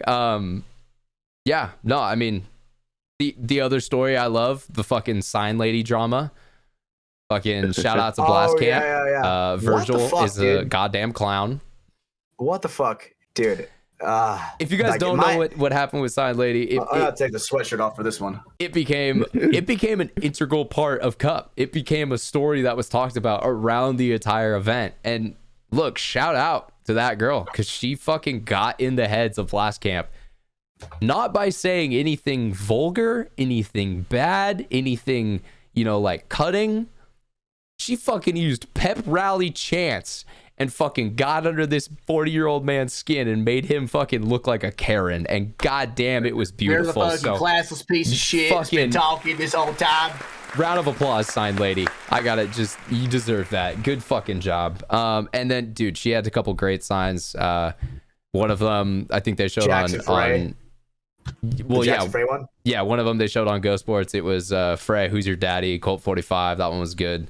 Another one, it was Blast Camp's logo with the stars, and only one was filled in, and it said, "This isn't a logo, this is a rating." Thought that one was very good. Yeah, fire. So, yeah, she had some good chirps, and look, dude, I fucking love that. I'm glad that people in paintball give a fuck enough to go to every game and do that, because she didn't just do that for PV Fit. She did that for Shut Up We're Trying. She did that for Dallas Vibe. Like, she does that for all the PB Fit kind of Texas community teams, and that's just the kind of thing that they got going on down there. Without a doubt. And dude, that shit's fucking fire. I mean, dude, you know me. I love chirping. I love chirping. Yes, you do. There are times where, dude, you've made kids cry in Modern Warfare. Dude, when I am in the divisional pits, I am an animal. I will walk up behind a ref and be like, "Is that a hell on his loader?" And the ref will walk right over to him and be like, "Oh yeah, it is." Throw a fucking minor, and then I'll just walk away. Just go back into the crowd. No one ever saw that. I do also. Dude, come on. One thing I was going to say with my Texas community stuff, shout out to Chris Odom as well. Was able to hang out with him a lot this weekend, but motherfucker took second place in D4 5-man. And also, I think they won the series with that too. Imagine you're coming to World Cup as like a 15-year-old kid to play D4 5-man, and a fucking NFL outside linebacker fucking shits on you and runs you down, man. I felt bad for those kids. Game is game. Exactly. Game is game. His APPA lets him play that. So what do you want? You can't the player at the game. So I thought that was fucking amazing. Yeah, the literal USFL Defensive Player of the Year is shitting on you at World Cup. Have fun, kid. That is so funny. God damn. That was dude barreling down on you. In 4 seconds. You're just like, what the fuck? Oh man, dude. What a wild week, straight up, man. It wasn't, dude. We haven't even talked about everything yet. We still have so much to talk about, bro. Straight up.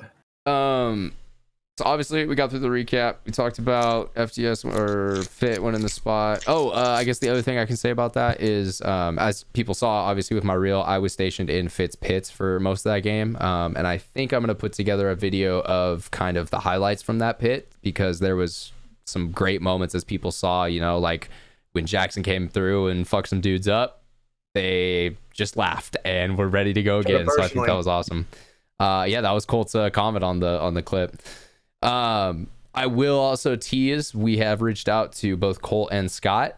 They are going to come on the show as a duo guest, and yeah, that's going to be an awesome episode. Can't wait for that. We're going to hopefully have that up in a couple weeks, but bear with us. I know they've, you know, probably getting a lot of requests to do a lot of shit right now, so we will try to make that happen. We definitely appreciate those two. They're friends of the show for sure. And yeah, I mean, one more time, congratulations to you guys. Good luck in pro next year. Man, if we didn't suck so bad, maybe we could have played them.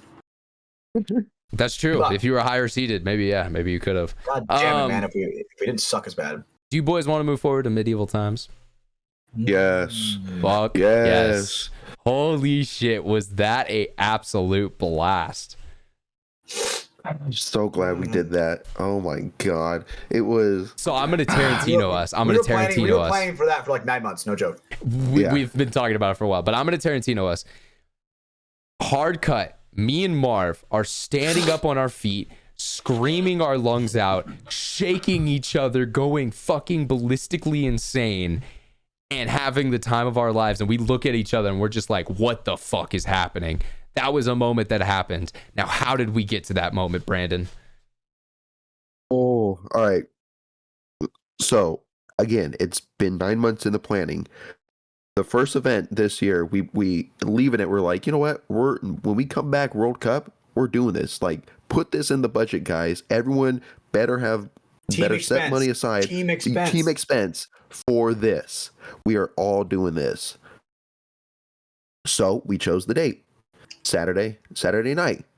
Everyone was going to be there. Everyone that was going to be in the Airbnb was going to be there. No one would leave yet. So Saturday night rolls around, 8:00. We go walking in. We don't know what to expect. I think AJ was the only one to ever do medieval times, and that was when he was younger, I think. So okay. No one else. Nobody else had I haven't been. It was my first time. I was same. Yeah. I've heard about it, but I didn't know what to expect necessarily. So we walk in and we get crowned. We brought the whole gang. We brought the whole gang. 18. Tim 18 was included. It was freaking insane, man. I was getting fucking sicko mode, dude. Oh man, dude, Mama Tim was Hatch having was a there. good time. Mama Hatch was. It was the whole team. It was Chim. It was girlfriends. It was ex-girlfriends. It was insane. So we took up pretty much a whole row in our section. I feel like. Oh, it was a cramped row. Yes, we did. And that garlic bread. Ooh. we get colors. You get crowns designated colors. Designated colors. We got yellow. All right, which is the worst script, by the way. But we'll talk about that later. Hey, yeah. So we get fuck the Green Knight. Fucker. We'll talk about it later. Yeah. Okay. So you get shuffled into the arena, and that's when the excitement started to build for me. Because it was like, we get into this place. I'm seeing all the horse shit on the ground. I'm like, let's fucking go. Well, it wasn't the horse shit for me, but it was just like the lights and everything, the kind of environment. We also went in first, and people were like yelling at us as we were going in already. And I was like, oh, this is getting real. Okay. Yeah, I'm like, all right, suck my fucking balls. Like while I'm walking in. Yeah. You know, I'm talking mad shit to everybody. And so I'm not going to lie, because this was kind of the thing that we were doing for my birthday a little bit, like that kind of added into it as well. And I also... I just wanted to be as drunk as possible, so I went to the bar instantly and got a beer. So I downed that hella quick. Mind you, I haven't really eaten anything. I'm dehydrated as fuck from being at the field all day, so I'm already tipsy out the gate.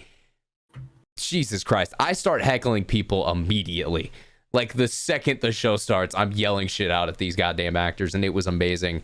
The one that stood out to me, the dude who was like the co-host, kind of the Lord guy, you know who I'm talking about? He was explaining things. Cedric. I couldn't hear a goddamn thing throughout the show, mind you. I just heard blah, blah, blah, blah, blah, blah, blah, blah, and the blah, blah, blah, and the Yellow Knight. Let's go. But so he's walking out. And I noticed him kind of milling down there, and I look over at him, and I was like, "Why are you looking so good, my guy?"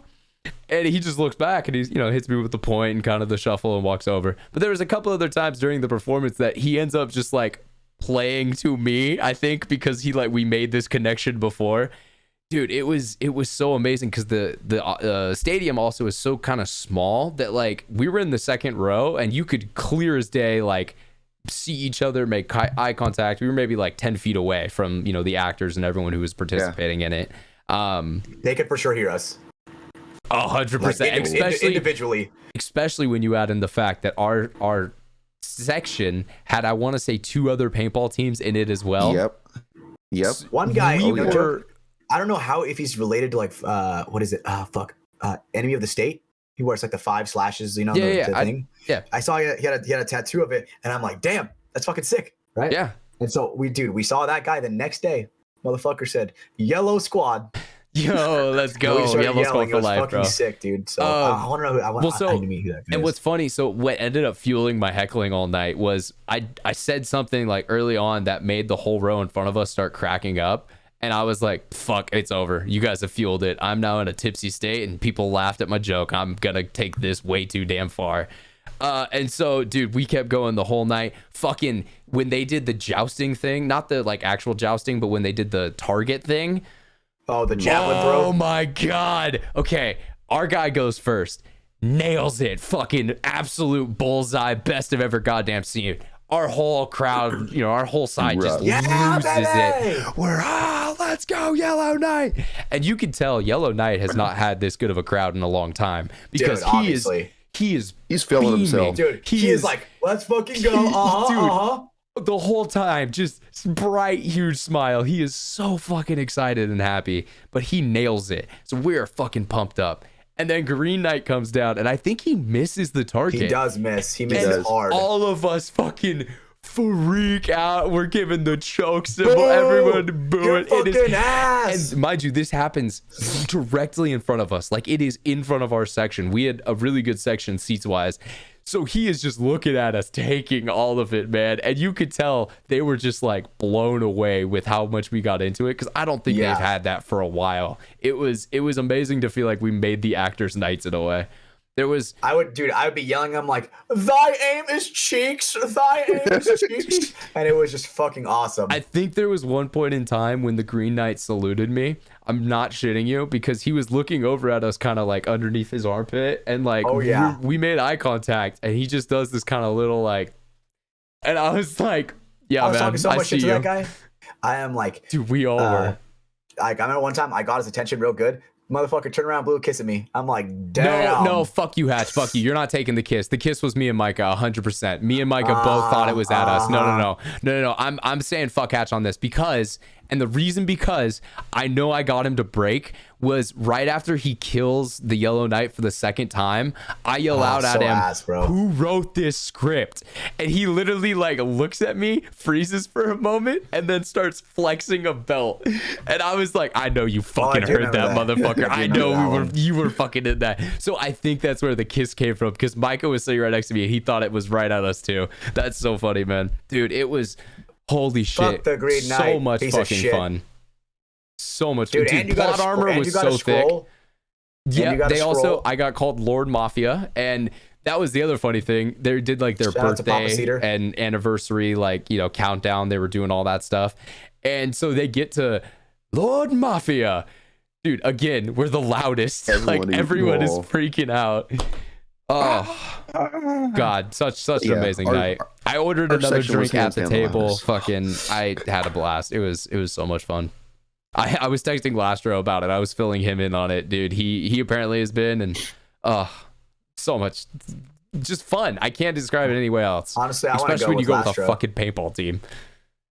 Yeah, exactly. Dude. Like, see, those are the type of people you want to go with. People who are gonna heckle and like have fun and do shit like that. Oh yeah, I loved heckling. Like, oh my God. Like, dude, there were some people. We had some doppelgangers in there that night. Not even gonna lie. There was a Chim doppelganger. Just like Chim, dude. There was Micah representation. Dude, Micah's representation was so fucking hilarious because I'm not in the middle of you guys. I was right next to Micah, and he comes going out, and everyone goes, Micah, and Micah stands up. Yeah, he stands up, and he's like, "We have a chance." Yes, dude, because every other guy is not black, but the Yellow Knight, our Yellow Knight. our Yellow Knight, bro, had a fucking fro and everything, dude. Fucking God. Oh and my we God, like, Micah was losing it. And we were like, Micah! And we were just fucking cheering like crazy. It was so funny. Because Micah's like, that's my dog! That's my dog! That's me! So, man, what an eventful night. Dude, my vocal cords still hurt. Oh my God. I lost him after that. Dude, I was yelling the whole fucking time. There was a moment, and it was after me and Marv were like shaking and looking at each other, where I had to sit down for like 5 minutes and chill out. Because I'm just like, my head's pounding. I'm about to pass out right now. Yeah, dude. I sat next to AJ, and AJ's like, dude, like when it got to, if the Yellow Knight was not on, I was not cheering for anybody else. You were supposed to like have teams, like there wasn't just us, so we did kind of gave a little polite applause for the guys with us, but yeah, no, we only went crazy. If it wasn't the Yellow Knight, and we're cheering, even if it wasn't the Green Knight and we're booing, we weren't really that loud. No, that's true. Yeah, because for the other people it was just, and then dude, oh my God, the fucking blue team, yellow sucks, they started chanting that. Dude, I wish we fucking went with Paul. He had the perfect comeback, bro. He had the "We Can't Hear You" classic college chant. I wish we fucking all went crazy with that, dude. That would have shut up the whole arena. But no one joined. It was literally Paul did it, and then no one joined, and I was like, "Fuck, god damn it, it didn't work." Polar opposite end of Paul, sadly, dude. Fuck, I wish I knew that. That would have been such a good one. I remember, like, dude, our Yellow Knight. Our black Yellow Knight, dude, we were like black and yellow. I was like black and yellow, just going fucking crazy. Dude, someone told that to Jim, and he literally, that's all he said the whole night. Yep, dude, I started that one. I started that one. I'm like, yo, black and yellow, pass it down. So, man, that was a wild, eventful night. I mean, Brandon, how was your experience of the night itself? I mean, you got us into the building, but then you ended up sitting on the end with your ex-girlfriend far away from me, and I was sad. I know. I wanted in the middle, but we were stuck at the bar getting our drinks when you guys started entering into the arena. That's why, we had a shuffle. We walked into that lobby. I went right to the bar because I knew. I was like, this is gonna get crazy. Right now I need to go. And yeah, we got it in like a second, and then everyone else was way late. And we started shuffling, and we're fuck. All right, so. We got the last seats. It was all the way down at the end with Paul and Mama Hatch. It was cool. Like, I mean, it was fun. I again wish I was in the center around everyone to feel the energy. But like, yeah. But like we're down there, and like Paul and I are screaming and yelling too. And God, it was just so much fun, dude. A fun detail that went under the table. I know where you're gonna go. Yeah. But, I don't think you do. But I was like, Brando, we matching? Okay. Yes. So I thought you were gonna go to the Yellow Knight himself. So I think it's me, Michelle, Brando, Cedar are all wearing Attack on Titan shirts. Mm-hmm. Right? And Caden's also wearing his. Right? So and it's the War Seaple event. Yep. Recap shirt. So it's pretty sick, right? So after everything's all done and we're fucking, dude, our heads are pounding, the fucking characters come into the lobby and start chatting with everybody. So the guy, the black and yellow knight, comes over to me and he goes, and like we're like, we are hyping him up. We're like, dude, what? Actually, we were roasting him. We're like, bro, what the fuck was that? I'm gonna interject. I'm really sad I missed out on this because I went to pee and then I lost you guys and I was like, oh, but they just went to the van. So then I walked out to the van and no one was there and I was like, fuck. So I just waited in the van. Yeah. So I missed out on this, but continue. So he is like, we are kind of busting his balls a little bit. We're like, bro, someone's got to write the script a little bit better, got to go off the crowd. And he was laughing. He's like, oh, I'll let him win, And he's funny. He looks it was clear he let him win. I just want to make that obvious. Very obvious. The script was not written well. He sees my shirt and he goes, Attack on Titan, gets up, goes, does the fucking scout salute, and I'm like, damn, this motherfucker's sick. So, oh my god, shout out to the Yellow Knight. Sorry, Laster, I know you're gonna take that hard that another person is an anime weeb out there, but yeah, that's just the truth of the world. They exist. It's a good one, dude. Brando, back me up. We finished season 1, started season 2. It's a good it took you guys show. A year to finish season 1. Dude, good enough for me. Because they only watch like one episode at a time. No, we try to bust them out, but dude, we are like when we do like double days and stuff like that, dude, we are tired, bro. We are tired. You don't want anyone to fall asleep during it because then they'll miss out and then they'll be confused. Hell no. But so if you they go do miss over out, and open Logan's eyes. Make sure if they do miss awake. out, Brando can back me up on this one, dude. Yeah. I will give the most descriptive live action replay with like my movements and everything, and I'll be like, this is what happened, like what you missed, just because it's like obviously there's not time for them to watch it. You genuinely love Attack on Titan, like you literally do. Really so that makes sense. That you would. Could I show shit up? I bet if we were to talk about would you say it's your favorite anime? Probably not, just because I was honestly, dude. Naruto, bro. Naruto Uzumaki, dude. That kid was my fucking lighthouse. That's no matter what, you dressed as the character from that last year. No matter what, I'll be like, damn. No matter what, I will never have as hard a life as fucking Naruto, bro. So it's like, and if he overcomes it, I can overcome it. You know? So yeah. Shout out to Naruto, dude. Kid raised me. What, Brian? Me? No. I just don't know anything about Naruto, so I'm just agreeing with Hatch, but without agree and amplify. Yes, and I was gonna say also shout out to the Oni stuff that you guys got on. Shout out to the banner that's hanging in the background now. Fucking really appreciated that, Anthony. We posted the reel about that today. So shout out to all the members of Austin Oni down there. Thank you for signing that for us. That's what we were talking about with the community type stuff. It's fucking awesome. And that definitely blew all of us away. So. Yeah, Brando gets to be a part of the club now, and I was gonna say this earlier, but this anniversary, definitely wearing my Oni jersey, so gonna have that on out there at the field. Dude, and Caden got one too, bro. Fuck yeah, Caden's better has his on. Because he's like, dude, I'm a big fan of what's that guy's name, Spencer, and I'm like, yeah, Caden, that guy's a beast. Keep your eye on that kid. And dude, that's like, I'm pretty sure that is one of Lastro's favorite players for sure. Is Caden one of them? Yeah, I mean, dude, we do have the best. We do have the best hair in semi-pro. What can I say? Dude, that's a DMG thing though. That's a DMG trademark. Dude, Cedar's facial hair. Let me just say, shout out to Cedar, dude. That wasn't good. Had the Cedar Stark, dude, like Tony Stark, where it was like sharp edges with the dude. It looked fucking awesome, bro. It looked disgusting, bro, but he rocked it. I thought it was sick. He looked like a pedophile. I'm gonna be honest, dude. Tell me I'm That's wrong. Why he looks so good. Pedophiles so wish, good. bro. Yep, there you go, Brandon. Yep, there you go. He drives the van. He did drive a 15-passenger van this weekend. Oh man, that was a ride. The AC barely fucking worked in the back. Felt like fucking Rosa Parks sitting in the back all the time. Jesus Christ, just melting back there. Also, goddamn, you did just make that reference. All right, we're there. Whoa, enough time has passed. Too soon. No, too soon. Whoa, we made plenty of 9/11 jokes, and that was like that shit literally says never forget. Yeah. No, but 9/11 was that was far enough ago. That's really in the past. No one remembers that. We have to explain it, to our young Zoomers out there. There are kids where they're like, "What the hell is 9/11?" Probably. Yeah. Nathan. See, Logan doesn't even know.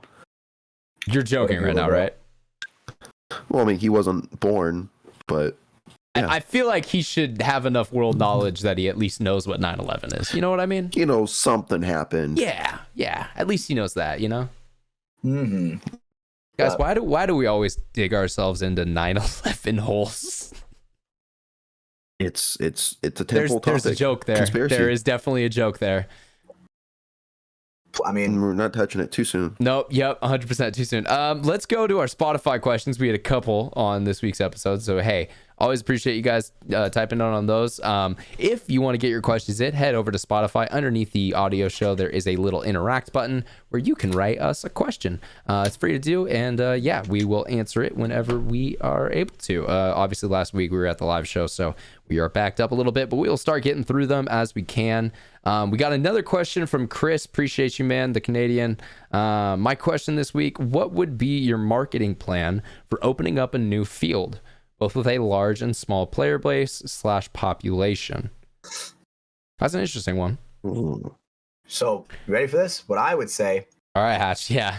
Dude, post everything. Take a bunch of photos. Make sure that people know this is where you have a good time at. I think that's the very easy and surface answer, but you are 100% correct, because social media is everything nowadays. You need to have a social media presence, But I think going past that, I would set it up so that my field looks good. I would set it up so that the turf is nice. Maybe I don't have 3 fields. Maybe I have 1, but that 1 field I'm going to take care of and make sure it's actually nice. Maybe I'll install some lights so people have more reasons to be there throughout the week and not just on the Saturday and Sunday. I think that really is a big part of having people come back to your field, not just coming out for that first time, seeing it, and then, okay, that was fun, but I probably won't go back out there. It was really dirty. There was garbage everywhere. The fields were torn up, or, whatever reason, insert here. So I think no matter what the player base or population would be, I think putting some effort and focus on the general, looks of the field that you're at, because I think that does add to the presentation.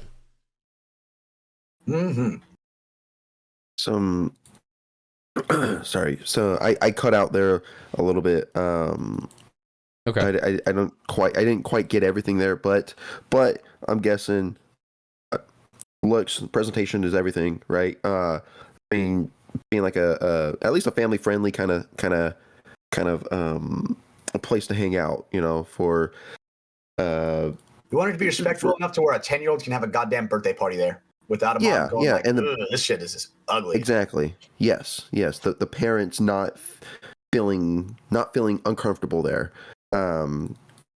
being okay with just hanging out the whole day, dropping their kids off, and they don't have to worry about them anymore. And sorry, well, you're kind of right. I also just think, pay someone to rake the fields, pay someone to wash the bunkers. If you don't have the money to pay for manpower, to take care of a whole bunch of acres, then don't.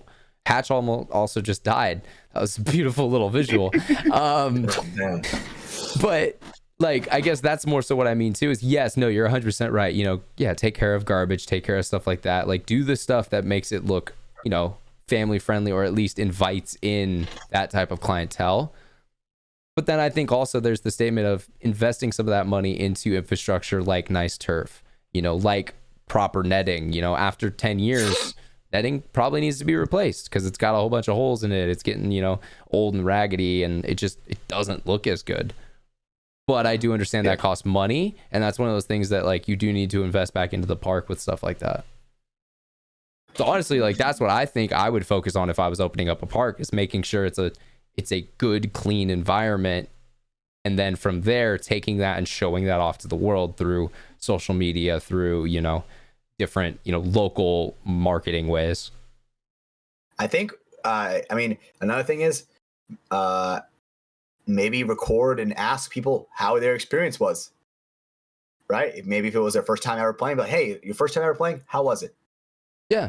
No, and again, that goes back to just social media content, stuff that's, easy to do. And maybe not even if you do it in a video form, just have people give you their feedback, have an open feedback type box, or have, a community section on a website where someone can send an email really quick and easily. But I think that's, that's kind of general basic business, stuff, that stuff you want to give your customers access to when you're setting up any operation. Without a doubt, dude. It's crazy because obviously the local field around me has been sold and repurchased many times through my life, right? So I'm seeing how every little bit of difference through the time that has changed through the way they market their field. And through different owners, I've seen different things. And it seems to be the ones that are more in touch with social media are the ones that are more successful when it comes to business and reoccurring people and everything like that. Well, but again, I think that is the easiest answer today. And I think that's the point I'm trying to make here is, if you are doing stuff, yes, social media is a big part, but that's 10% of it, or at least that's something that you should only put 10% of thought towards, in the sense that, that should be mandatory already. And then it's doing the other things like giving players reasons to show up, like setting up street ball type events, night ball type stuff where players actually do want to come out to your field and spend their money there, and yes, having good marketing for that on social media will help, bring those people in for those type of things. And another thing is, if people are assholes, let them know they can't be fucking assholes. Right? Yeah, you gotta keep the bad customer base out, because they may be paying money, but if they're kicking out kind of the customers that are going to be kind of more what you're looking for, then it's a net negative. Exactly. And I feel like there are a lot of that in the sport, for sure, sadly, for sure. And like we say, there's a dirt bag for every team. Every team's got one. Yup. But they get to play on the team because they're good at paintball. Brandon's dying, but he agrees. Just nod your head. Yep. Okay. There you go. He agrees. Let's go to our next question. Last one for the night from Spotify. From Martin Huffer. What's up, guys? Love the show. I listen every week. Well, I appreciate that, brother. So my question is, what do I have to do to get a DMG jersey from one of you guys? Keep in mind, I'm a broke-ass bitch. Keep killing it. Well, first off, don't be a broke-ass bitch. That probably would help. Stack your bread. Stack your bread. But that is a good kind of segue into what we are going to be doing in December. We'll tease this a little bit now. More information will be coming out about it soon. But we have plans to do kind of a big Patreon giveaway for December. And one of those items, I know Hatch was going to throw in his jersey. Yeah, he'll pull that out and show that right now. It is new wrapped. It'll stay unopened, but we will give the option if the winner wants it signed. Hatch will obviously take it out and sign it. But for now, it is a completely new in packaging still jersey that'll be up for grabs. We're also going to have some headbands, Hormesis bands that I've been holding on to, waiting to give away. NECTR Energy will have a couple packs in there. So there's going to be a lot for Patreon members to win. So make sure you go get signed up over on there so you are all ready to go. So yeah, thanks Martin for that. Head over there. But in all reality, if you did also want a jersey, I know these guys at certain points throughout the year do get extra jerseys. So that, DM them, kind of see what's up with that. And maybe they can help you out with that personally. If, any other time of the year you're trying to get a jersey. Yeah. Message any of us. We'll just ask. That's all you got to do. All you do is it literally just depends on which one you want. Like whose name you want, whatever. We'll figure it out. I don't think anyone will say no. All right, boys. So we are coming kind of towards the end of the show, but we do have one last topic to talk about, and I know both you guys didn't get much experience with it, so it will just kind of be mostly me. So that'll be fine. But Virtua Paintball, I tested it. I made sure I got on the sticks. Me and Fitz jumped over there. Shout out to Fitz, by the way. I really appreciate him. He's the editor for Lone Wolf Paintball. But we went over there and tried it out. It looks good. I mean, I have to give them that. They've put money into it in a way that, it definitely has some of that polish that Infinite Paintball looks fantastic, honestly. Doesn't have. I wouldn't say that. There are definitely like things that I think could be better, animations that I think could be more crisp and stuff like that. And I'm going to be critical of the game, but at the same time, I'm going to be honest that it's going to do well. It's going to succeed, and I'm going to have fun playing it. There was a couple moments where I was like, damn, okay, yeah, that was fucking fun. It is, at least on mouse and keyboard, more complex. There's a couple more keybinds and stuff that you have to do. And of course, since it was on a, just random test setup, we weren't able to change any of those things. So obviously when I get more time with it in game, some of the stuff will feel more fluid because I'll be able to, like bind mouse, thumb buttons and shit like that. But yeah, no, my first impressions were positive, honestly. It seems like they have a rank system ready to go, as well as a world leaderboard, which is sick. It's always cool to kind of see where you're placed in the world, of everyone who plays that game. I definitely, I think it's going to grab random people who are just scrolling on Steam, who are kind of maybe not even huge paintball players.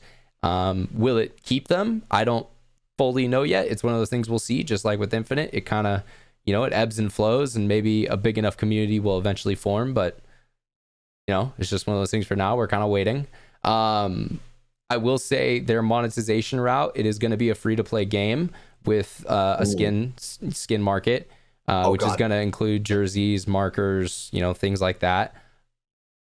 I'm kind of half conflicted on that. I wish some things would be available to get by progression in the game. I think that's always a cool way to kind of reward players who go above and beyond and play your game and spend a lot of time in it. I do understand if it's a free-to-play game, you have to make money, Obviously, if you're spending a lot of money on a production, you have to have a way to make that back. So I'm not even hating on that. And I think it will be, I'll probably buy some shit. There'll probably be some stuff I'm like, damn, okay, that's cool. I want that. That's an 08 ego. Okay, I'll use that, or like something like that. Maybe that'll happen. But I think it'll be a good competition, because for the first time in a decade, we have two, video games about paintball coming out from two different developers, and now they're going to be competing with each other to try and make the best game to have the players. And I love that, honestly. Like, I think, it's just going to make better products for us, the actual, video game player or paintball player out there who picks up the game. I wholeheartedly agree. It's gonna force each other to make changes and keep pushing the edge. How were the mechanics of the game? They were good. They were more the way the best way I can explain it, and this may make sense to some people. Virtua Paintball is a little bit more Greg Hastings tournament paintball based, whereas Infinite Paintball is a little more digital paintball based. So if you understand what those two games were in the past, that is at least a decent starting point for the reference. It's not a perfect metaphor, but that's probably the best one I could come up with. Okay. I never played digital paintball. Yeah, I know. And so it is one that not everyone will get, but it's definitely, like, I guess the way to say it is digital paintball was based off the Source engine, so it's based off Counter-Strike, so it's a very fluid experience, and it's just, fluid is the way I would say it, because it's switching hands is easier. You can lean to whatever side you want. Reloading pods and stuff are just is easier. Whereas in Virtua, they added more complexity onto it, which is needed in some ways for the controller version of the game and the console release. But in some ways, when you play it on a mouse and keyboard, it kind of feels like you're taking a step backwards, because a mouse and a keyboard can do different things. So much more. Yeah. And I don't think that's a bad thing if they're focusing on console, because, I mean, fuck, dude, how many people are going to pick this up on console? 1,000 people are. So many. How many people were like, oh, is it ever coming to console? So, dude, for Infinite Tournament? Fucking, like, I don't even know how to express how well it's going to do on console. So, like, I get why you would focus on that. I might get it on console. I might not have a PC by then. What Loser. The fuck? But at least he could finally crossplay with us. Goddamn. Exactly. Fuck you. We could. Whoa. Relax, buddy. We'll be able to play games. So that's my virtual paintball take. Virtua paintball take. I think it's dope. I think some dope shit will happen. So that's sick. The other thing, last thing I have to mention tonight that is on my list of topics before we get out of here, and then we also I do know we have to do an ad read, but thank you for the reminder, Hatch. So do you guys want to hear who we booked for the show for this off season? Huh? I know you guys know, but maybe our audience will know. I'm talking to you guys in the audience. It's like Dora the Explorer. I definitely don't know. Well, I've already told you guys, but I'm trying to do like a Dora Explorer bit. It's in the backpack. No, backpack. So guys, we talked to a little known kind of broadcaster in the sport, and we're gonna be bringing him on the show, guys. Matty Marshall. We talked to him, and he's coming on. His exact words were, "When were you gonna ask me?" So he's definitely excited to do it. So wild to think about. And he definitely wants to come on. So yeah, that's something that we are going to be putting in the works and finalizing here, and I'm very excited about that. So this is gonna be for me personally, dude. It's gonna be a next level. Like, dude, I'm gonna be fangirling. Not even. No, I know. Don't expect a single word from Brandon and Hatch the whole episode. If they say a word, it'll be like blown away. They'll do amazing. Whoa. Ooh. Ah. Hey, you and Matty Marshall have more in common than you think, Brando Baird. Hey, I know. I've talked to the man. Yeah. I'm gonna ask him if he can survive. The fact me and you have talked to him and Hatch hasn't, that's amazing. Also, oh my god, if you ask him a bloodlusted question, please do not do it at the beginning. Please give me an hour. No. How many bloodlusted 13-year-olds can you fight? Yeah. I would drop you two from the call, and it will be a solo interview from that point on. It's a good one though. You can't lie though. It's a good question now for Matty Marshall. That is true.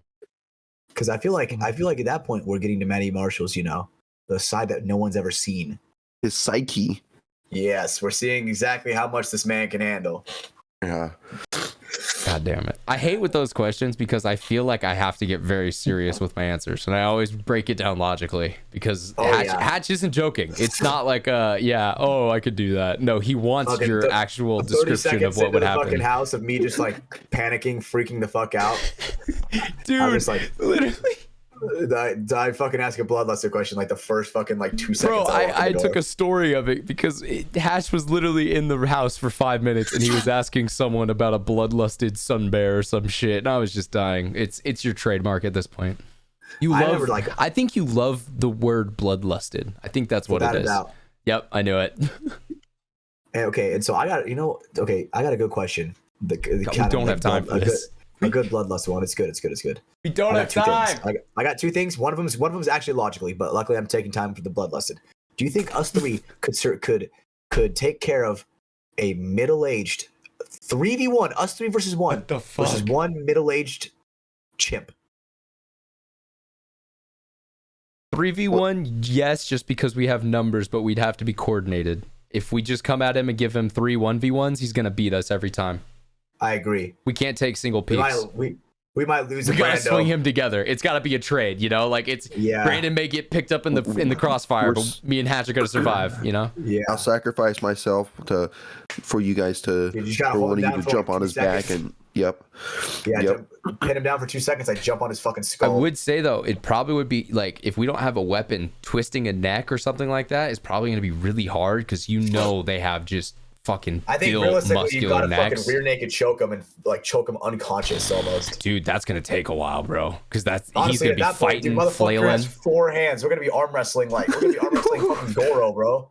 Well, 2 of them are gonna be impaled into Brandon, and I'm gonna be grabbing the feet. So and then you just get behind him, and we'll try to get it done. So yes, realistically, I think the 3 of us could take down. Okay, I like that. So anyway, second thing. God damn it! I got my first opportunity being a commentator. We didn't talk about this. I'm glad you brought this up. I'm sorry. Thank you. Yeah. So they asked me if I wanted to go commentate in the booth for the semi-pro match. So I got to commentate the Joe Bar versus KZ Missouri All-Stars. And who was the other one? GG versus Growl, I think. No, it wasn't that one. Some other one. But it was fun. I don't know. You're becoming a commentator. Cool. You already forgot the game. It was cool coming back to behind the scenes, like seeing the production of it, seeing all these cameras and everything, seeing these monitors with literally 10 different subsections of what they could switch to at any given time. So you saw the fucking cheap small version. Yeah, I did. So it's super cool. So now go imagine the Go Sports one. Man, honestly, dude, the guy, I remember his last name, but shout out to Matt, the guy I was commentating with. Oh, for sure. Oh, man, that guy was so cool. I want to clear this up. I'm not shitting on the NXL Premier side because they do a great job with the budget they have. They had a decent camp, bro. I can't even complain. They had a decent camp. But that's the point I'm making is like you saw their setup and that kind of blew you away. Go Sports is 10 times crazier, and I think that should give you some appreciation for just how difficult their job can be at times with how much shit they have to have plugged in, running, connect, batteries for everything, fucking wireless feeds working on everything. Like there's just so many variables that goes into a production like that. Yeah, and man, I was blown away. I was fangirling a little bit because, dude, it's like for a moment I felt like I made it, bro. I was like, dude, this is fucking sick. But yeah, shout out to Matt. That guy was very nice. Right after we got done talking on the mic, he fucking hits the red button, shakes my hand, and goes, "Hatch, I've never had someone like you in the booth." And I'm like, yeah, he hasn't, because he's never had anyone in the booth who 30 seconds in says, "Yeah, I'm a member of a semi-professional team. We're not that good." He's literally shitting on himself in the fucking live stream, dude. Come on, man. We just came off a loss, did we not?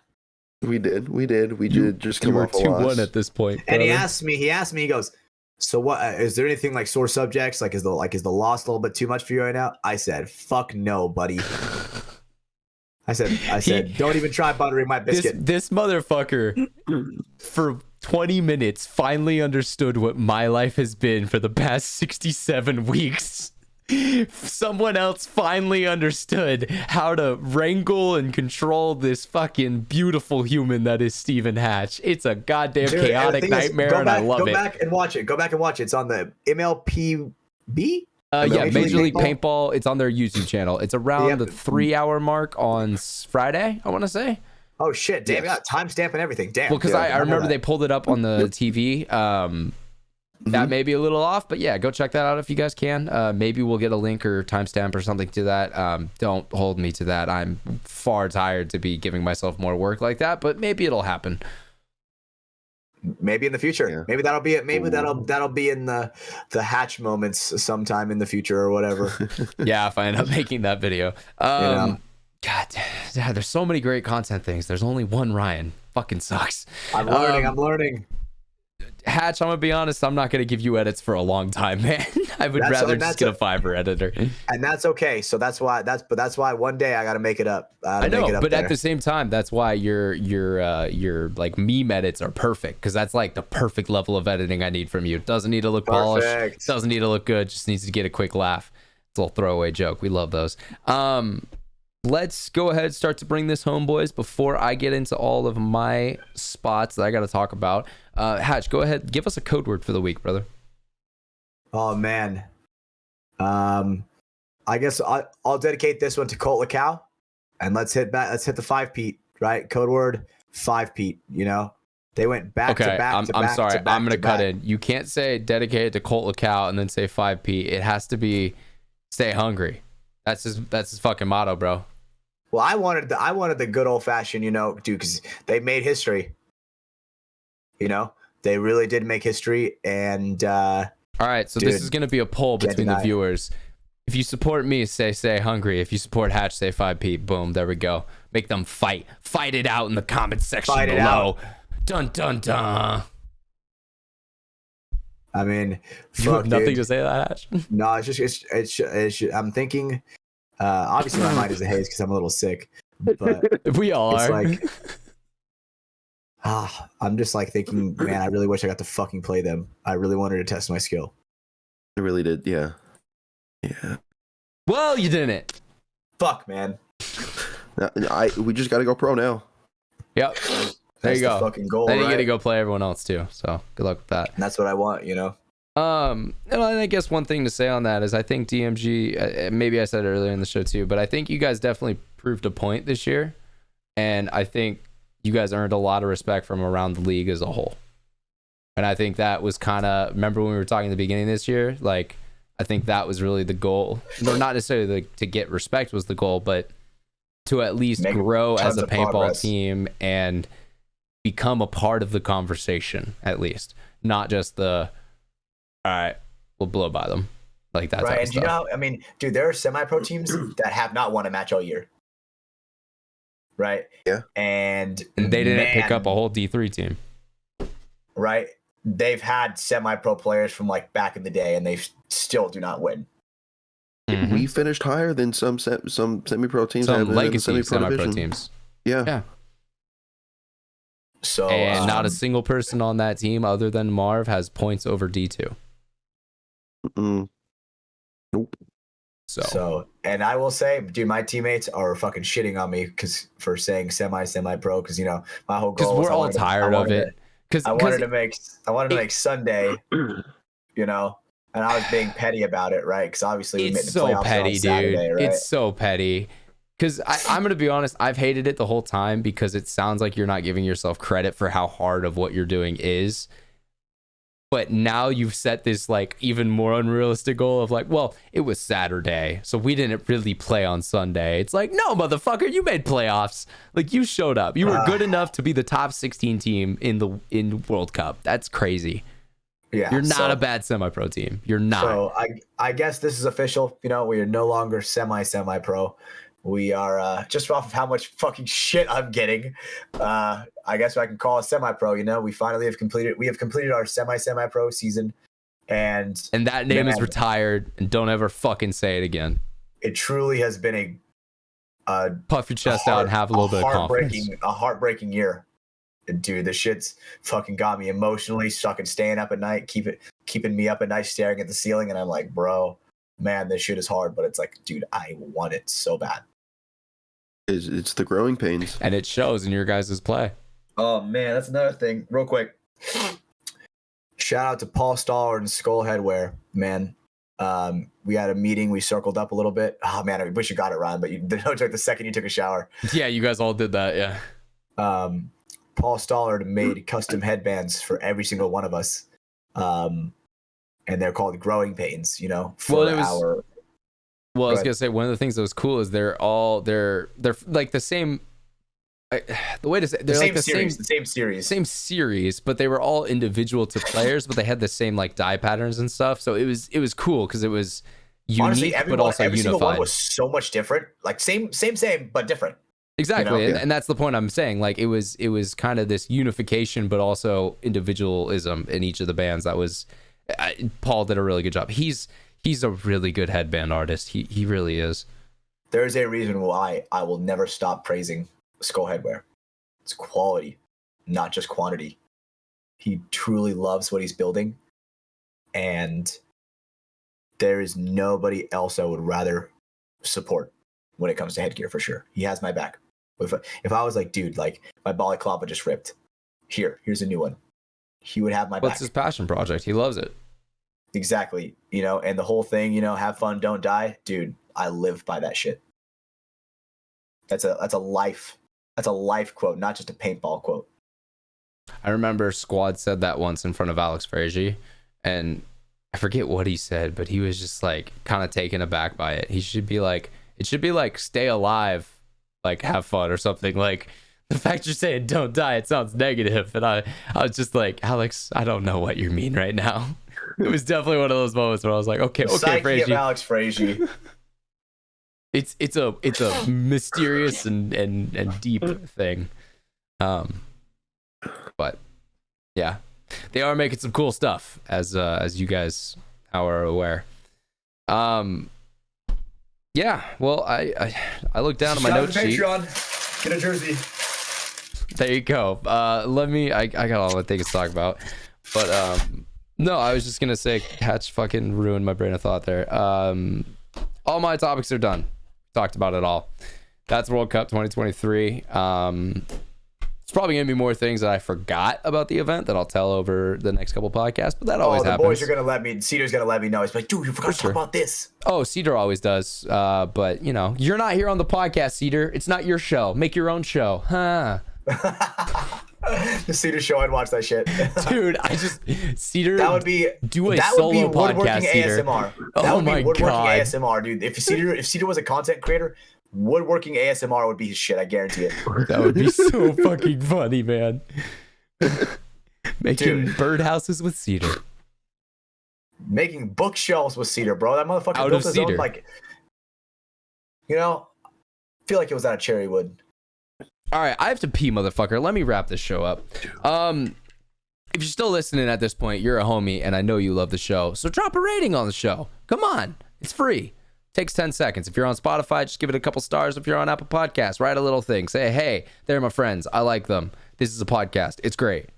If I see one of those ratings, I'm going to be very proud. So drop those real quick. Subscribe on those platforms as well. You can head over to YouTube, Spotify, Apple Podcasts. There's so many options. Wherever you want to get the podcast, it's going to be sitting there waiting for you. Just search up From the Sidelines in the bar. Join the Patreon. Like we mentioned earlier, we got a big giveaway coming for the month of December that we're getting excited about. We also have bonus content, evergreen content in the form of the movie nights. We also are going to be recording another one of those soon here for the month of November, so that will be up for our Patreon members. Hey, and you also get the show a week early. Every single week it comes out the second I am done editing it. I upload it to the Patreon, and as Last Row and Anthony Hernandez can both, talk about, they literally listen to the show at midnight when it comes out because they work an overnight job, and within 2 hours of me uploading it, I'm getting messages from them about the show. I appreciate you boys. I love you guys, as well as everyone else out there who has made the kind of journey with us that it has been getting to this point in the show. We are nothing like we were 67 episodes ago, as I was referencing earlier, but I think we have come a very far way. And I think this year of paintball I mean, we grew just as much as the semi-pro team grew. So I'm really proud of us. Head over to the Patreon one last time at patreon.com/Mafia_Productions. That's where you can get signed up. You can get signed up for a free trial if you want to check it out and see if it's worth it. But yeah, there's a lot of options over there, and we appreciate all of our Patreon supporters. Last thing, the merch, head over to xxvthelabel.com. I don't have it on tonight. I wore the old shit because I just wanted to, and it's still in the laundry, and I'm sorry I haven't unpacked yet. Mine's in my gear bag dirty. But head over to XXV The Label. It's going to be linked down below. They actually redid their whole like site design recently, and I think it looks great. Good, actually. Michael Diaz did blow out his Achilles, and so unfortunately that put a damper on our plans to have a World Cup shirt release, obviously, because it's a little hard for him to work around the shop right now. But we do still have those files designed and ready to go. Yosh Design killed it. So that will be released at some point in the future. We're just working that out with him. I apologize about the delay, and I know he definitely does as well. It's definitely something we didn't want to happen, but injuries happen, man. It is what it is. Last but not least, we got to talk about our sponsor for tonight's episode. They have been on your screen all night long. Also in the background of the shot, but we got NECTR Energy. We'll bring them on first. NECTR.energy. That's the website where you're going to get more information about this awesome little energy pack. It's got caffeine in it, as well as cognizine acetylcholine, which is a neurotropic, going to help energize you and focus your brain up. It looks just like a snus pack or Zin, something like that, maybe a tobacco pouch, but the big difference is there is no nicotine or tobacco in this product, so it's a little more kind of safer of an option if you're looking for something to give you kind of that pep in your step. Maybe you don't want to drink an energy drink or something like that. This definitely is a great choice. They got the 3 great flavors: ice mango, fresh mint, and then berry blast, which I do not have in my hands yet, but I definitely want to get my hands on shortly. Head over to NECTR.energy. As I said earlier, you can use NECTR.energy/MafiaProductions, all one word over there, or you can use the code MafiaProductions at checkout, and that's going to get you a buy 2 get 1 free with free shipping. So save some money, try out the product, try all 3 of the flavors, throw one in your cart, or throw one of each in your cart. Check out with Mafia Productions. You're going to be getting one of them for free. Boom. Bada bing, bada boom. Let's bring in our last sponsor for the night, Liquid IV. We love them. We used the absolute F out of them in Florida. God, yeah, we did. We were fucking going through these things like crazy because it was a nightmare out there trying to stay hydrated. But I think the reason we were able to survive it all was thanks to this awesome little hydration pouch here. The great flavors made it so it was a great tasting drink, and the perfect blend of B vitamins, electrolytes.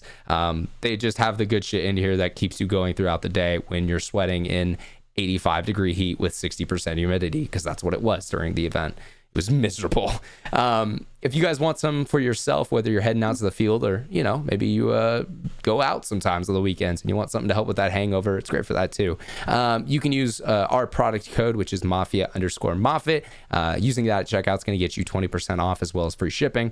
Or you can head to liquidiv.com and use that code there as well. Links for that is going to be down in the description, and you guys can head over there, get signed up, get some free shipping, and save a little bit of money as you're getting this to your house. I know we talked about all the flavors. They have the sugar flavors as well as the sugar-free flavors. Those are hidden by my mic, but back here. So yeah, check them out. Whether you need sugar or sugar-free, they got options for everyone over there. It's a great product, and we definitely appreciate their support. They 100% kept us alive this past weekend. We would have probably died if we didn't have them. So that's so much awesome. Humid days. Guys, we just recorded a 2-hour and 20-minute episode. My voice is gone. I'm exhausted. I want to go in bed, but I'm going to have to edit this. So I think it is time for us to bring the podcast to a close. We got through all of our things. I know I had a blast. Do you guys have any kind of final words? Anything you want to say about the event?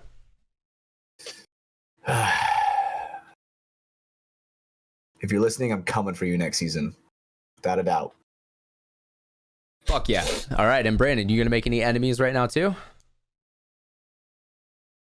Nah. All right. I'm with Hatch. I'm with Hatch. Okay. Hatch is coming, and I'm right behind him. Fuck yeah. With your comes swollen directly eyes behind me. He can't see right shit, so Hatch just Hatch needs to follow him. Wait, whoa. That works. All right, well, with that horrible loss of momentum, let's bring this show home, guys. My name is Ryan Mafia Moffat for Stephen Hatch, for Brandon Brando Baird. This has been From the Sidelines, episode number 68. Bring us the fuck on home, Hatch. Bye. We'll see you guys on the next one.